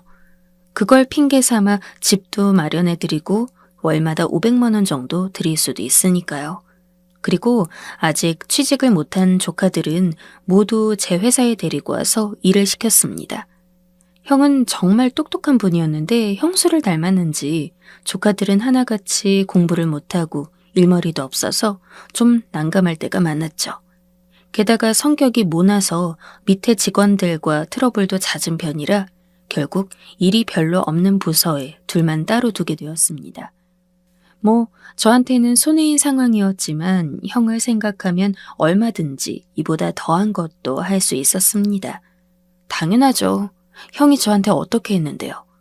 아버지의 간병까지도 동시에 할 수 있으니 더 좋은 방법은 없었습니다.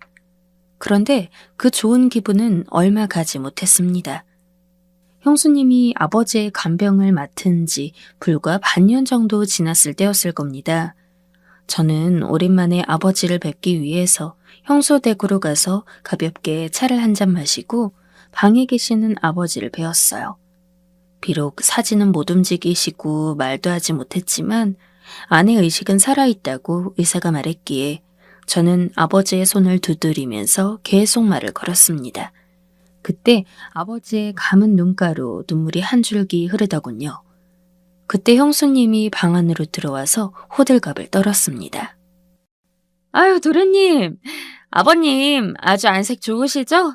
진짜 건강하시다니까? 이제 뒤척이기도 하실 것 같아요. 안색, 예, 아버지의 안색은 오히려 안 좋은 편이었습니다. 대체 간병을 제대로 하긴 하는 건지 의심이 날 정도였죠. 게다가 아버지 눈에서 눈물이 흐른 것도 이상했습니다. 제가 그렇게나 간병을 잘한 거예요. 그러니까 도련님, 저희가 지금 돈이 좀 필요한데 저희 애가 결혼을 생각한다고 해서요. 잠깐 말 좀 할 수 있을까요? 잠깐만요. 저 잠시 물만 마시고 오겠습니다.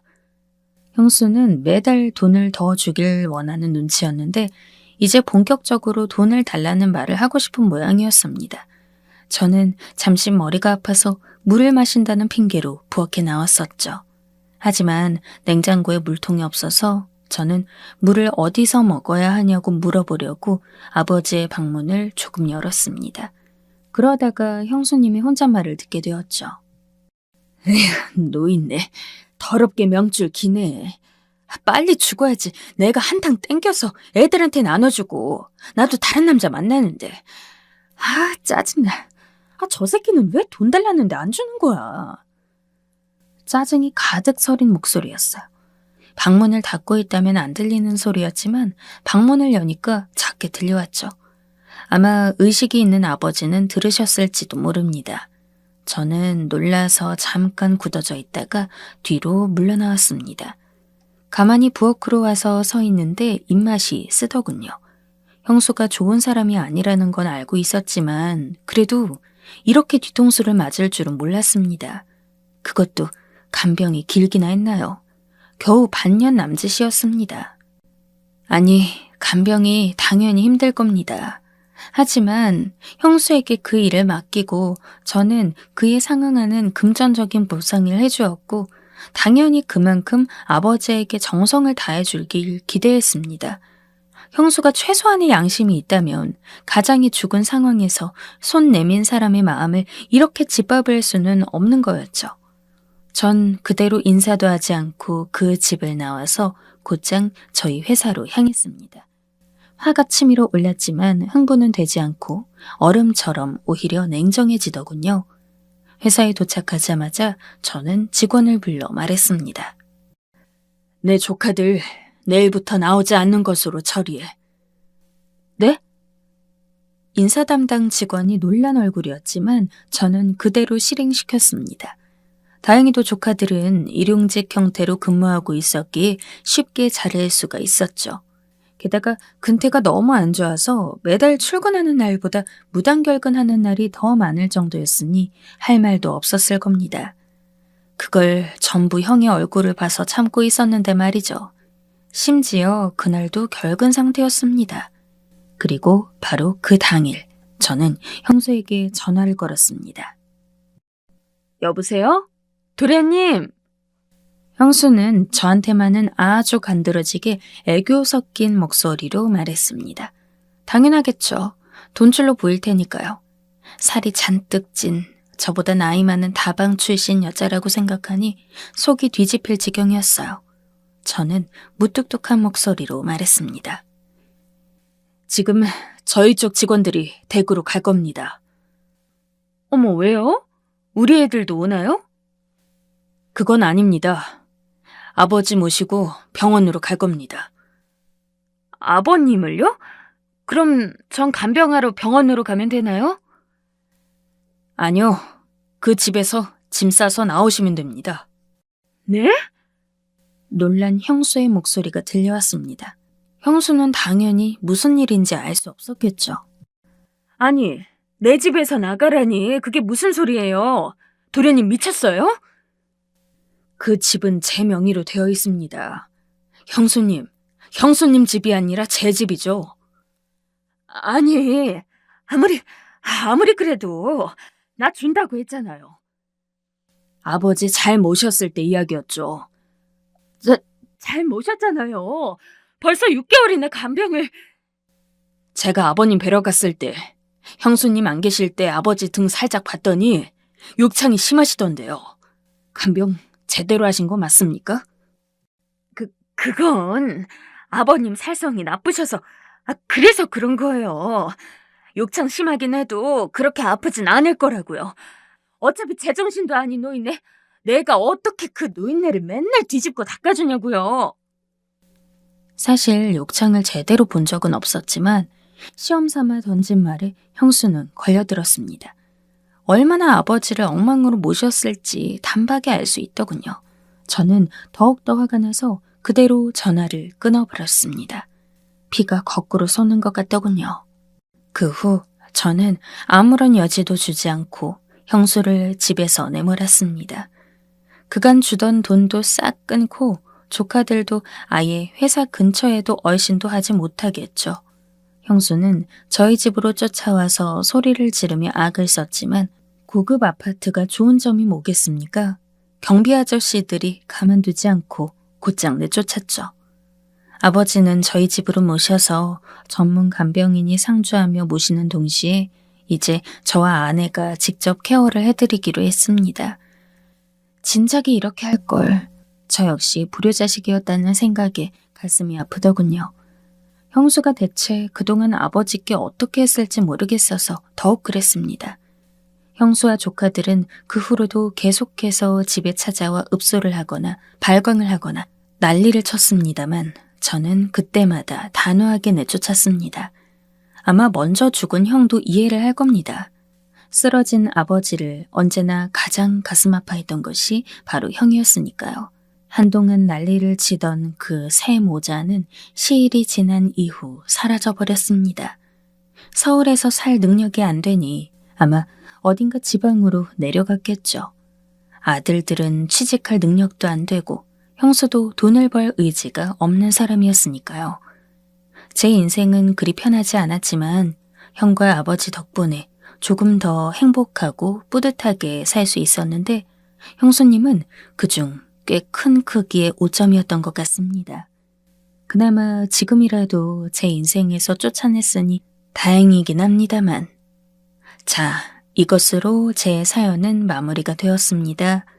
그럼 들으셨던 분들이 재미있으셨길 바라면서 사연은 이것으로 마치겠습니다.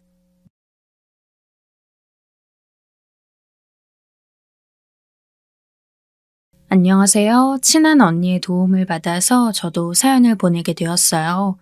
저도 어느덧 대한민국에 넘어와서 살게 된 것이 20년이 훌쩍 지나버렸네요.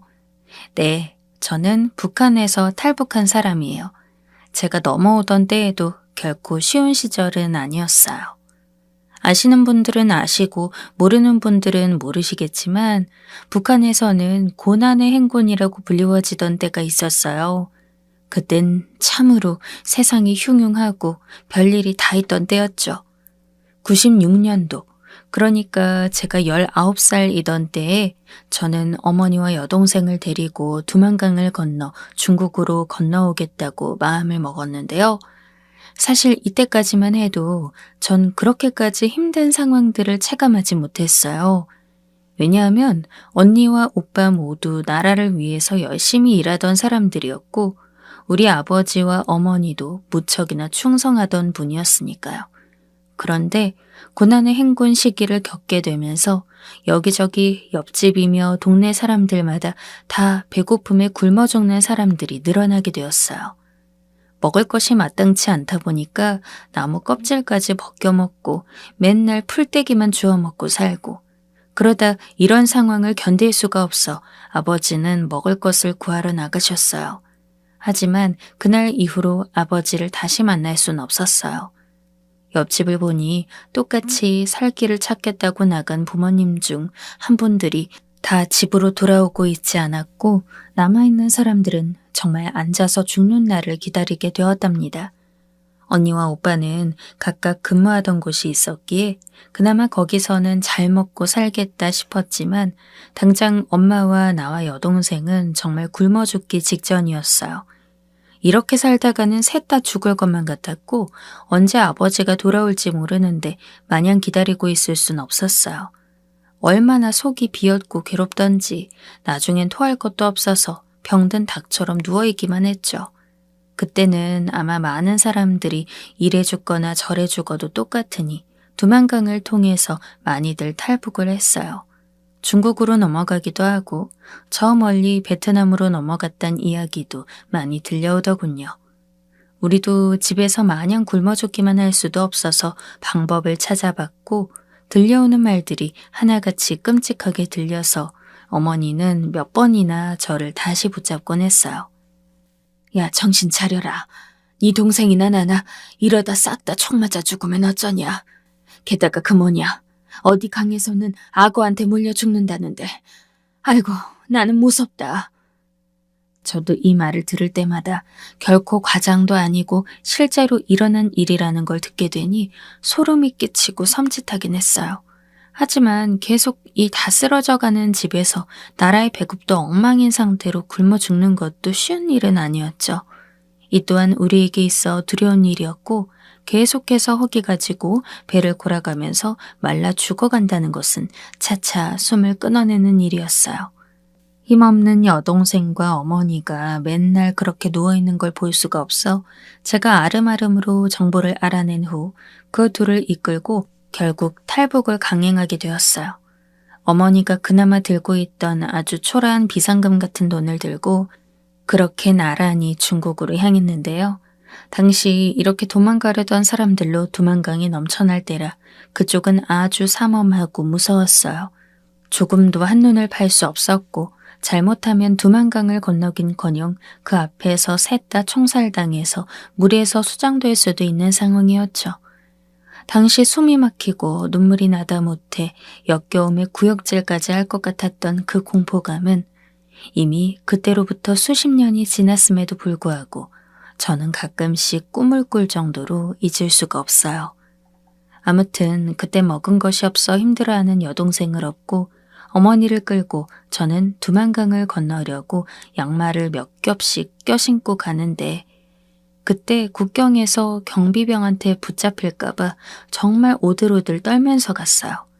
그 추운 날 굶어서 정신도 없고 머리가 어질어질한 데다가 여동생을 등에 업고 있는데 얘가 정말 종이장 마냥 말라서 힘이 없어 넘실넘실 강물 마냥 흔들리더군요. 어머니는 겨우 제 뒤를 따라오고 계셨는데 살을 애는 듯한 얼음물이 몸에 스며들면서 정말 아찔한 상태였어요. 그때는 양옆으로 하물며 제 등에 엎여있는 여동생의 안부마저도 생각할 수가 없었어요. 정말 등에 작은 짐짝 하나 얹고 아무런 생물체와의 접촉도 없는 마냥 그저 목적지를 향해서 전진만 할 뿐이었답니다. 그래서 뒤에 따라오는 어머니도 등에 업힌 여동생이 어떤 상태인지도 살피거나 말을 걸을 새도 없이 총성이 희미해질 때까지 넋을 놓고 갔어요. 옷이 차가운 물에 젖어 들어가기 시작하니 점점 무겁고 거추장하게 되는 걸 넘어서서 옷자락이 살을 쓸어가면서 더더욱 아프게 하더군요. 추워서 죽을 수도, 기력이 없어서 이러다 픽 쓰러져 두만강 물에 잠겨 떠내려갈 수도 있겠다 싶었어요. 실제로 그때 쓰러져서 동동 떠내려가는 와중에 총에 맞는 상황까지 옆에서 직감적으로 느끼다 보니 이때는 어지간해서 춥다거나 무섭다거나 하는 말을 입 밖으로 낼 수도 없는 상황이었어요. 죽을 거라면 적어도 건너가서 죽자. 여기서 수장되거나 총살되는 건 진짜 억울해서 더 못 죽겠다는 생각이 들어 빨리 움직이고 또 움직였어요. 그래봤자 그 물살에 추운 날에 여자들이 얼마나 빨랐겠냐만 어찌어찌 우리를 향해 날아드는 총성을 피해가면서 그렇게 스쳐가게 되었어요. 중간에 잡혀서 다시 북송되어진다는 것만큼 끔찍한 게 없었기 때문에 온몸이 퉁퉁 부어오르고 땡땡해지면서 발 미치며 여기저기 긁혀 피투성이가 되었는데도 아랑곳하지 않았어요. 저는 이런 아픔들을 온갖 감각을 통해 느끼면서 가는 동안에도 그래도 죽지 않았다. 아직 숨이 붙어있다. 건너가고 있다는 것에만 집중했어요. 이런 상황에서는 눈물조차 나오지도 않아요. 속으로 피고름이 맺혀도 상처를 외면하고 건너가고 숨고 또 걷고 하기를 반복하며 겨우 중국으로 건너가게 되었어요. 우리 말고도 주변에 중국으로 향하는 사람들이 있었고 그들을 따라 겨우겨우 없는 정신으로 발걸음을 옮기게 되었어요. 헌데 저는 거의 정신을 잃을랑 말랑한 상태에서 뭔가 이상하다는 걸 느끼게 되었어요. 어렴풋이 등에 손을 짚어 여동생이 아직도 안겨있다는 것은 알고 있었는데요. 헌데 어느 순간부터 뒤쪽에 정신을 놓고 못 챙겼는지 기억이 나지 않은 어머니. 우리 어머니가 보이지 않는 거예요. 중간중간 흐느끼는 소리가 들리긴 했지만 다들 숨소리조차 제대로 낼 수 없는 순간이었기에 그냥 어련히 어머니가 뒤에서 따라오고 있겠거니 믿는 수밖에 없었어요. 하지만 아무리 돌아봐도 어머니는 보이지 않았고 어느 틈에 어디서부터 놓친지도 알 수 없었어요. 이때서야 꽝꽝 얼어붙어 나오지도 않던 목소리가 겨우 틈새를 빠져나와 우리 어머니 어디 갔냐며 울부짖기 시작했어요. 이때 중간에 가족들을 놓치게 된 사람이 저뿐이 아니었기에 다들 비통하고 끔찍한 얼굴을 하고 있었고 그야말로 지옥 같은 현장 안에 모두들 갇혀있는 듯 했어요. 그런 와중에 중국에서도 우리 같은 탈북민들을 다시 잡아다 넘기려는 움직임도 있었는데 그걸 또 한 번 피할 수밖에 없었기에 결국 끓어오르는 울음을 참고 저는 또 저와 여동생 목숨만 살리고자 눈에 보이지 않는 어머니를 그대로 놔두고 또 숨어서 전진하고 전진했어요. 그렇게 해서 함께 건너간 일행들과 함께 브로커분이 있는 곳으로 겨우 도착하게 되었고 저는 거기서 반 죽을 듯 숨만 붙어 있는 여동생을 내려놓은 뒤 즉시 기절했다고 하더군요. 나중에 정신을 차려서 일어나 보니 저와 이쪽으로 같이 건너왔던 일행들의 얼굴이 거의 보이지 않는 거예요. 알고 보니 그새 또 거기서 나눠져서 중국 어디 시골로 갔다나요?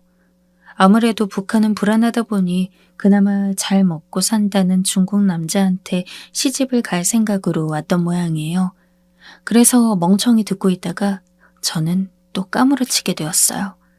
왜냐하면 내가 그렇게 죽을 상 끌고 왔던 마치 나무 껍데기처럼 말라버린 내 핏줄, 내 여동생이 그 자리에 보이지 않는 거예요. 삐걱거리는 몸뚱이로 겨우 짚고 일어서서 주변을 아무리 둘러보고 찾아봐도 파리한 얼굴에 곧 굶어 죽게 생긴 내 여동생은 보이지 않았습니다. 거기 있는 사람들, 그리고 말이 안 통하는 중국 아줌마들 붙잡고 아무리 물어봐도 다들 모른다고 하는 거예요. 아무리 머리를 쥐어뜯고 생각해봐도 왠지 그 중국 시골로 간다는 무리들 사이에 내 여동생이 껴서 같이 간 게 아닌가 싶더군요. 내 동생 옥화는 나보다 더 기력이 없어 곧 죽을 것 같은 아이였는데 어찌 그 애를 데리고 갔단 말인가요? 혹시 내가 모르는 사이에 숨이라도 떨어져서 어디 매장이라도 한 게 아닌가 싶어 시신이라도 찾으려 했지만 여기까지 넘어와서 시체는 발견하지 못했다는 거예요. 그렇다면 아무리 생각해봐도 제가 기절해서 하루 이틀을 못 깨어나던 중에 엉겁결에 다른 곳으로 흘러들어간 것 같더군요. 그런데 이때 저를 혼란스럽게 했던 건 중국 시골로 가서 팔려간 여자들도 있지만 한국으로 넘어간 여자들도 있다는 거예요. 그러면서 제 옆에 있던 다른 분 말로는 어쨌건 여기도 안전하지 않으니 우리도 곧 어딘가 가야 한다더군요. 시골로 똑같이 팔려갈 것인지 아니면 한국으로 갈 건지 말이에요. 이때 저는 이미 헤어져 버린 어머니도 그리고 여동생의 행방도 슬퍼할 수 있을 겨를도 없이 제 목숨을 부지할 생각을 해야 했어요. 어쩔 줄 몰라 고민하고 있던 차에 마침 어떤 분이 내 동생 옥화와 비슷한 여자아이는 한국으로 간 것 같다는 거예요. 거기 브로커를 따라 이번에 꽤 갔다면서 자기도 한국으로 가려고 하니 생각이 있냐고 묻더군요. 사실 그때 저는 결과적으로는 중국으로 가야 했을지도 몰라요. 왜냐하면 이분 말을 듣고 따라서 한국으로 어렵게 넘어와서 힘들게 옥화를 찾아다녔지만 한국에서도 결국은 찾을 수가 없었으니까 말이에요. 이때 제가 말로만 듣던 남조선의 이미지와 너무 달라서 그에 대해 또 충격받고 정말 여러 번 몸과 정신이 여러 번 얻어맞은 양 힘들었던 것 같아요. 와중에 어머니와 여동생을 잃고 찾고 싶다는 말을 했으나 제 신변도 확실치 않은 상태였기 때문에 모든 게 다 무섭게 느껴지더군요. 차라리 다시 중국이라도 돌아갈 걸 그랬나 싶었지만 시간이 좀 지나고 탈북민 단체로 넘어가게 되면서 겨우 조금 안정을 잡게 되었어요. 그때도 저는 울며 동생을 찾았지만 여전히 행방을 몰랐고 그러는 사이 한국의 생소한 풍경들을 조금씩 받아들이게 되었어요. 제가 북한에서 들어오던 말과는 너무 다르다 보니 그 부분에 대해 어설프게 교육받는 와중에도 뭐가 뭔지 잘 모르겠더군요. 이렇게 주거나 저렇게 주거나 마찬가지일 것 같았지만 한국은 저에게 그렇게 위협적으로 느껴지지 않았어요. 나중에 어렵사리 한국에서 지내기에 필요한 내용들을 듣고 지원도 받게 되었는데요. 처음에는 사람들이 절 신기해하고 어떻게 왔냐며 이런저런 얘기들을 물어왔지만 날이 갈수록 제 말투나 억양이 센 것, 그리고 뭐가 또 그렇게 마음에 안 들고 북한 티가 났던 건지 점점 태도가 차가워지더군요. 물론 아무리 그렇다고 한들 북한에서의 생활과는 상상할 수가 없었어요. 어쩜 이렇게 먹을거리들이 풍족하고 불빛들이 번쩍이던지 내가 들어오던 그 귀신같이 무섭게만 느껴지던 남조선의 느낌이 아니었으니까요. 그러면서도 저는 그렇게 정신을 차려가고 영양실조 상태를 극복해 나가던 무렵 이대로는 정말 안 되겠다 싶어서 꼭 옥화를 찾겠다고 생각했어요. 나도 중국으로 넘어가서 시골에 반려간 가족들이 있어. 내가 아주 눈물이 나서 견딜 수가 없어. 내가 정아 씨 도와줄 테니까 한번 같이 힘써보자오. 김영선 씨도 나와 같은 사정이 있다고 하니까 얼마나 저도 부둥켜 안고 울게 되었는지 몰라요. 다들 힘든 사정으로 왔는데 저만 이렇게 울고 있는 게 유난스러워 보이기도 했지만 몇 번이나 기절해 의식을 잃어버렸던 나를 악몽처럼 되꾸면서 스스로 자책해왔거든요. 정말 동생만 찾을 수 있다면 내가 중국까지 가서 동생을 데리고 한국으로 들어오던지 아니면 부탁을 해서라도 데려오라고 말하고 싶었어요. 정말 살 거죽이 얼마 남지도 않아 피부병까지 있어서 긁어대던 여동생이 제 잔상에 남았고 더는 견딜 수 없었거든요. 그래서 김명선 씨가 절 대신해서 브로커들에게 알아봐 주었고 그러던 와중에 겨우 희망적인 소식을 들을 수 있었어요. 중국으로 들어왔을 때 역시나 제가 쓰러져 있던 사이 시골에 매매혼으로 팔려가는 무리에 같이 껴서 갔던 모양이에요. 여동생 이름이며 아버지, 엄마 이름이며 필요한 것들을 제가 미리 적어서 맡겼는데 딱 맞는 아가씨를 찾았다고 하더군요. 이때 얼마나 땅을 치고 울면서 하늘에 감사하고 울고불고 했는지 몰라요. 언니와 오빠는 지금 북에서 어찌 살고 있는지 몰라도, 그리고 아버지는 어디 있는지 모르고 어머니도 중간에 어떻게 된지 몰라 가슴이 뜯겨질 것 같지만 여동생이라도 행방을 찾았으니 말이에요. 그리해서 제가 넘어가려고 했더니 중간에 브로커를 보내서 다시 한국으로 데려오겠다고 하더군요. 그렇게 해서 가족을 되찾는 사람들도 많고 다들 한국에서 좋게 잘 산다고 하기에 저도 얼른 그 돈을 모아야 했어요. 여기 탈북민 단체에서 소개를 받아서 식당에 취직을 했는데 그때 제 나이가 20살이 넘었을 때였는데 얼마나 헤맸는지 몰라요. 말귀도 못 알아듣고 혼나기도 하고 그러다가 나가라는 소리를 듣고 쫓겨나기도 하고 말이에요. 하지만 그렇게 해서 옮겨 다니는 동안 조금씩 말귀도 트이고 돈 안 주는 나쁜 사장이랑 싸워가기도 하며 그렇게 적은 돈을 모았어요. 그래서 김명선 씨에게 부탁해서 우리 옥화를 찾아달라고 부탁을 했고 저는 때만 기다리고 있었답니다.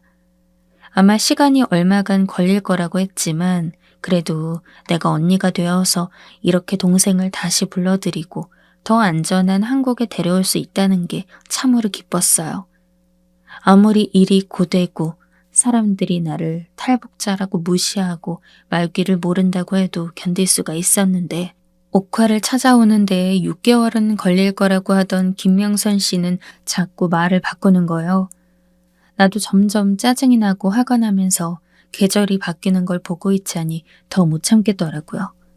그때 같은 단체에서 만난 아는 언니는 저보고 사기를 당한 것 같다고 하는데 그 말을 듣고도 믿을 수가 없었어요.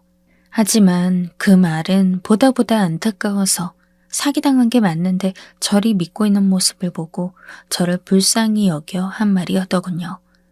언니의 말처럼 김영선 씨는 저 말고도 다른 탈북민들의 돈을 모아서는 적당히 주변을 떠돌다가 갑자기 행색을 감춰버렸어요.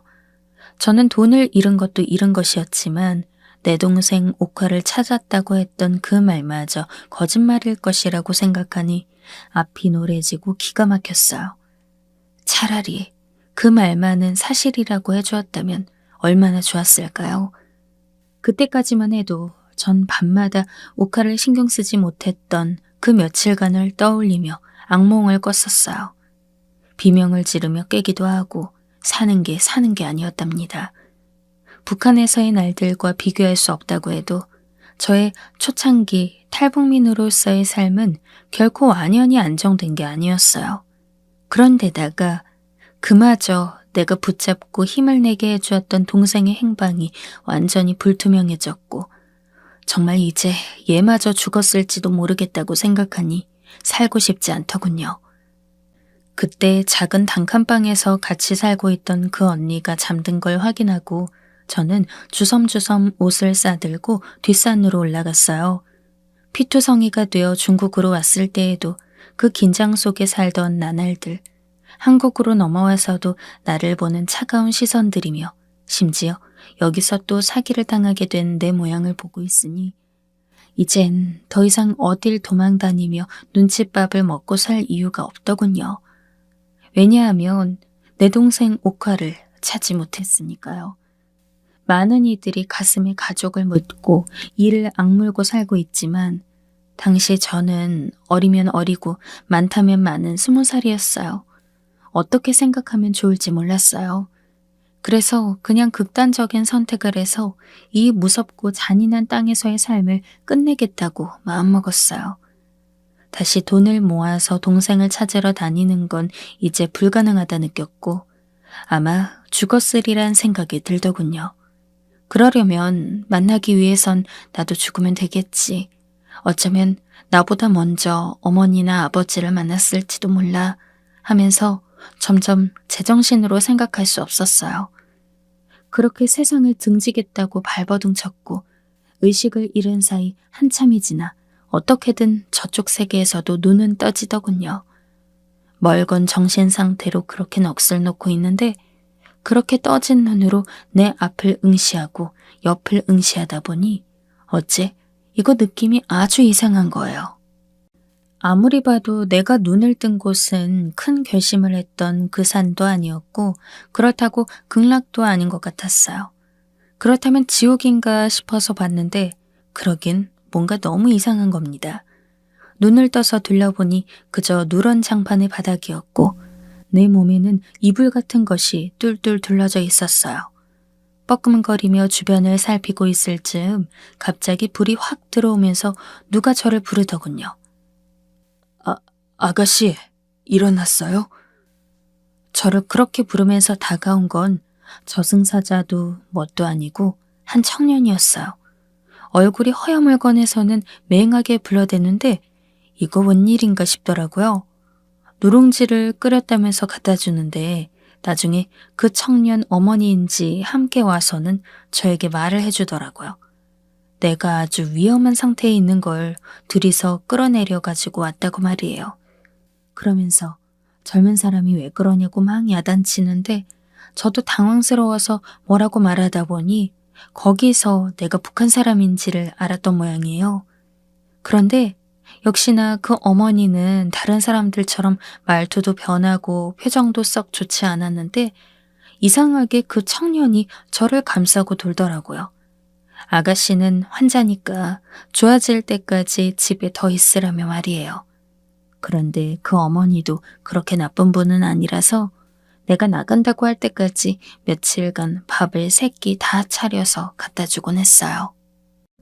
나중에 어쩌다가 그런 마음 먹었냐고 하길래 이런 얘기해서 뭐하나 싶었지만 그냥 꺼이꺼이 곡을 해가면서 옥화 얘기며 가족들 얘기 아주 눈물 콧물을 다 쏟았어요. 왜 또 목숨이 이리 질겨가지고 살았는지 모르겠다고 말이죠. 이 어머니는 나를 아주 안 되게 보았는지 그러지 말고 살라며 본인도 할아버지가 이북 사람이라고 하더라고요. 그러면서 며칠간 더 있게 해준다면서 나중에 일자리까지 알아가지고 온 거예요. 동네에 있는 미용실이었는데 거기서 기술을 배우라고 말이죠. 그러면서 저보고 죽지 말고 살라고 동생을 보고 싶으면 계속 살아야 한다고 하더군요. 정아 씨, 나도 이모와 할머니가 아직도 북한에 있어. 어떻게 된지 몰라. 그래도 우리 가족들은 일단은 사는 게 답이라고 생각하고 살았어. 그러니까 정아 씨도 숨 붙어 있는 한 잘 살아야 해. 생각해보면 이 어머니는 정말 그때까지 제가 한국 와서 만난 사람들 중에서 아니 지금까지 만난 사람 중에 가장 좋고 착실하고 따뜻한 사람이에요. 죽으려는 날 발견하고 끌어내린 건 아들이었던 청년이었지만 며칠간 다시 죽을까 말까 고민하던 나를 맵게 야단쳐준 건 이 어머니였으니까요. 그리고 시간이 지나 이 어머니는 내 어머니가 되었어요. 의붓 어머니, 새어머니 이런 게 아니고 갑자기 줄여서 이렇게 말하려니 참 놀랍고 왠지 부끄럽지만 저의 시어머니가 되었단 얘기예요. 이게 어찌 된 거냐면 조금 설명이 필요할 것 같은데요. 이후로 저는 얼마 안 되어 동네 미용실에 취직하게 되었어요. 따로 나가 살고 있던 중에 계속 기술을 배우고 월급도 받고 돈도 모았고요. 미용실 사장님은 그렇게 좋은 사람은 아니었지만 그래도 다른 식당이나 가게들과는 달리 월급을 떼먹지는 않더라고요. 그러면서 자격증 공부도 하고 나중에 저도 다른 동네로 나가서 일할 수 있게 되었답니다. 그런데 그때 당시 저를 구해주었던 청년 호진 씨와 계속 연락을 하고 있었어요. 여자 혼자 나가서 사는 게 불안하다며 미용실에서 끝나는 저를 기다렸다가 가끔 데려다 주기도 하고 밥도 사 먹이고 붕어빵도 사 먹이고 하면서 시간을 보냈었고요. 저는 단지 호진 씨의 어머니가 날 걱정해서 그런가 했는데 얘기해보니까 전혀 아니더라고요. 어느새 우리는 몇 년이 지나 연애하는 사이가 되었고 나보다 5살 위인 호젠 씨는 직장을 구하고 얼마 되지 않아 결혼하자고 하더군요. 처음에는 어머니가 놀라서 둘이 그리 될 줄 몰랐다며 반대를 하셨지만 그게 오래가지 않고 곧 저를 며느리로 받아들여 주어서 너무 감사했어요. 그렇게 해서 우리는 서울에 자그마한 집을 얻어 결혼 생활을 시작하게 됐고 아들, 딸까지 낳아서 근처에 미용실도 차리고 살게 되었답니다. 벌써 올해로 결혼 20년 차가 되었고 아들, 딸이 어느새 고등학생이 되었어요. 그 사이 시간들을 지내오며 전 이렇게 한국에서 혼자 자리를 잡게 된 인생이 때로는 실감이 나고 때로는 남의 인생처럼 느껴질 때도 있어요. 여전히 제 마음 안에는 그리운 여동생이 자리 잡고 있고 언니, 오빠와 엄마, 아빠의 안부도 너무나 그립습니다. 제 기억 안에서 그들이 지금쯤 나이를 어떻게 먹었을까 이따금씩 상상도 해보고 있어요. 만약 그들이 살아있다면 나도 어딘가에서 잘 살고 있을 거라고 생각해 줬으면 좋겠어요. 이렇게 한국에서 가정도 꾸리고 아기들까지 낳아서 잘 살고 있다는 걸 전하긴 어렵지만 말이에요. 이렇게 절 거둬준 우리 어머니와 내 남편 호진 씨는 그간 살며 이래저래 우여곡절이 많았지만 그래도 참으로 고맙게 생각해요. 이렇게 제가 낯선 땅으로 흘러들어와 내가 북한에서 태어나 살았던 시간보다 더 오래 살게 되었다는 것도 실감이 안 나요. 언젠가는 내 가족을 나도 볼 날이 있겠죠. 그날을 바라보며 그리고 오늘에 감사하며 그렇게 살고 있어요. 탈북민들을 너무 낯설게만 보지 말아주세요. 같으면서도 이제 많이 달라져 버린 말을 쓰고 있지만 그래도 모두 한국에서 열심히 노력하며 살고 있어요. 그럼 다들 건강하세요. 고맙습니다.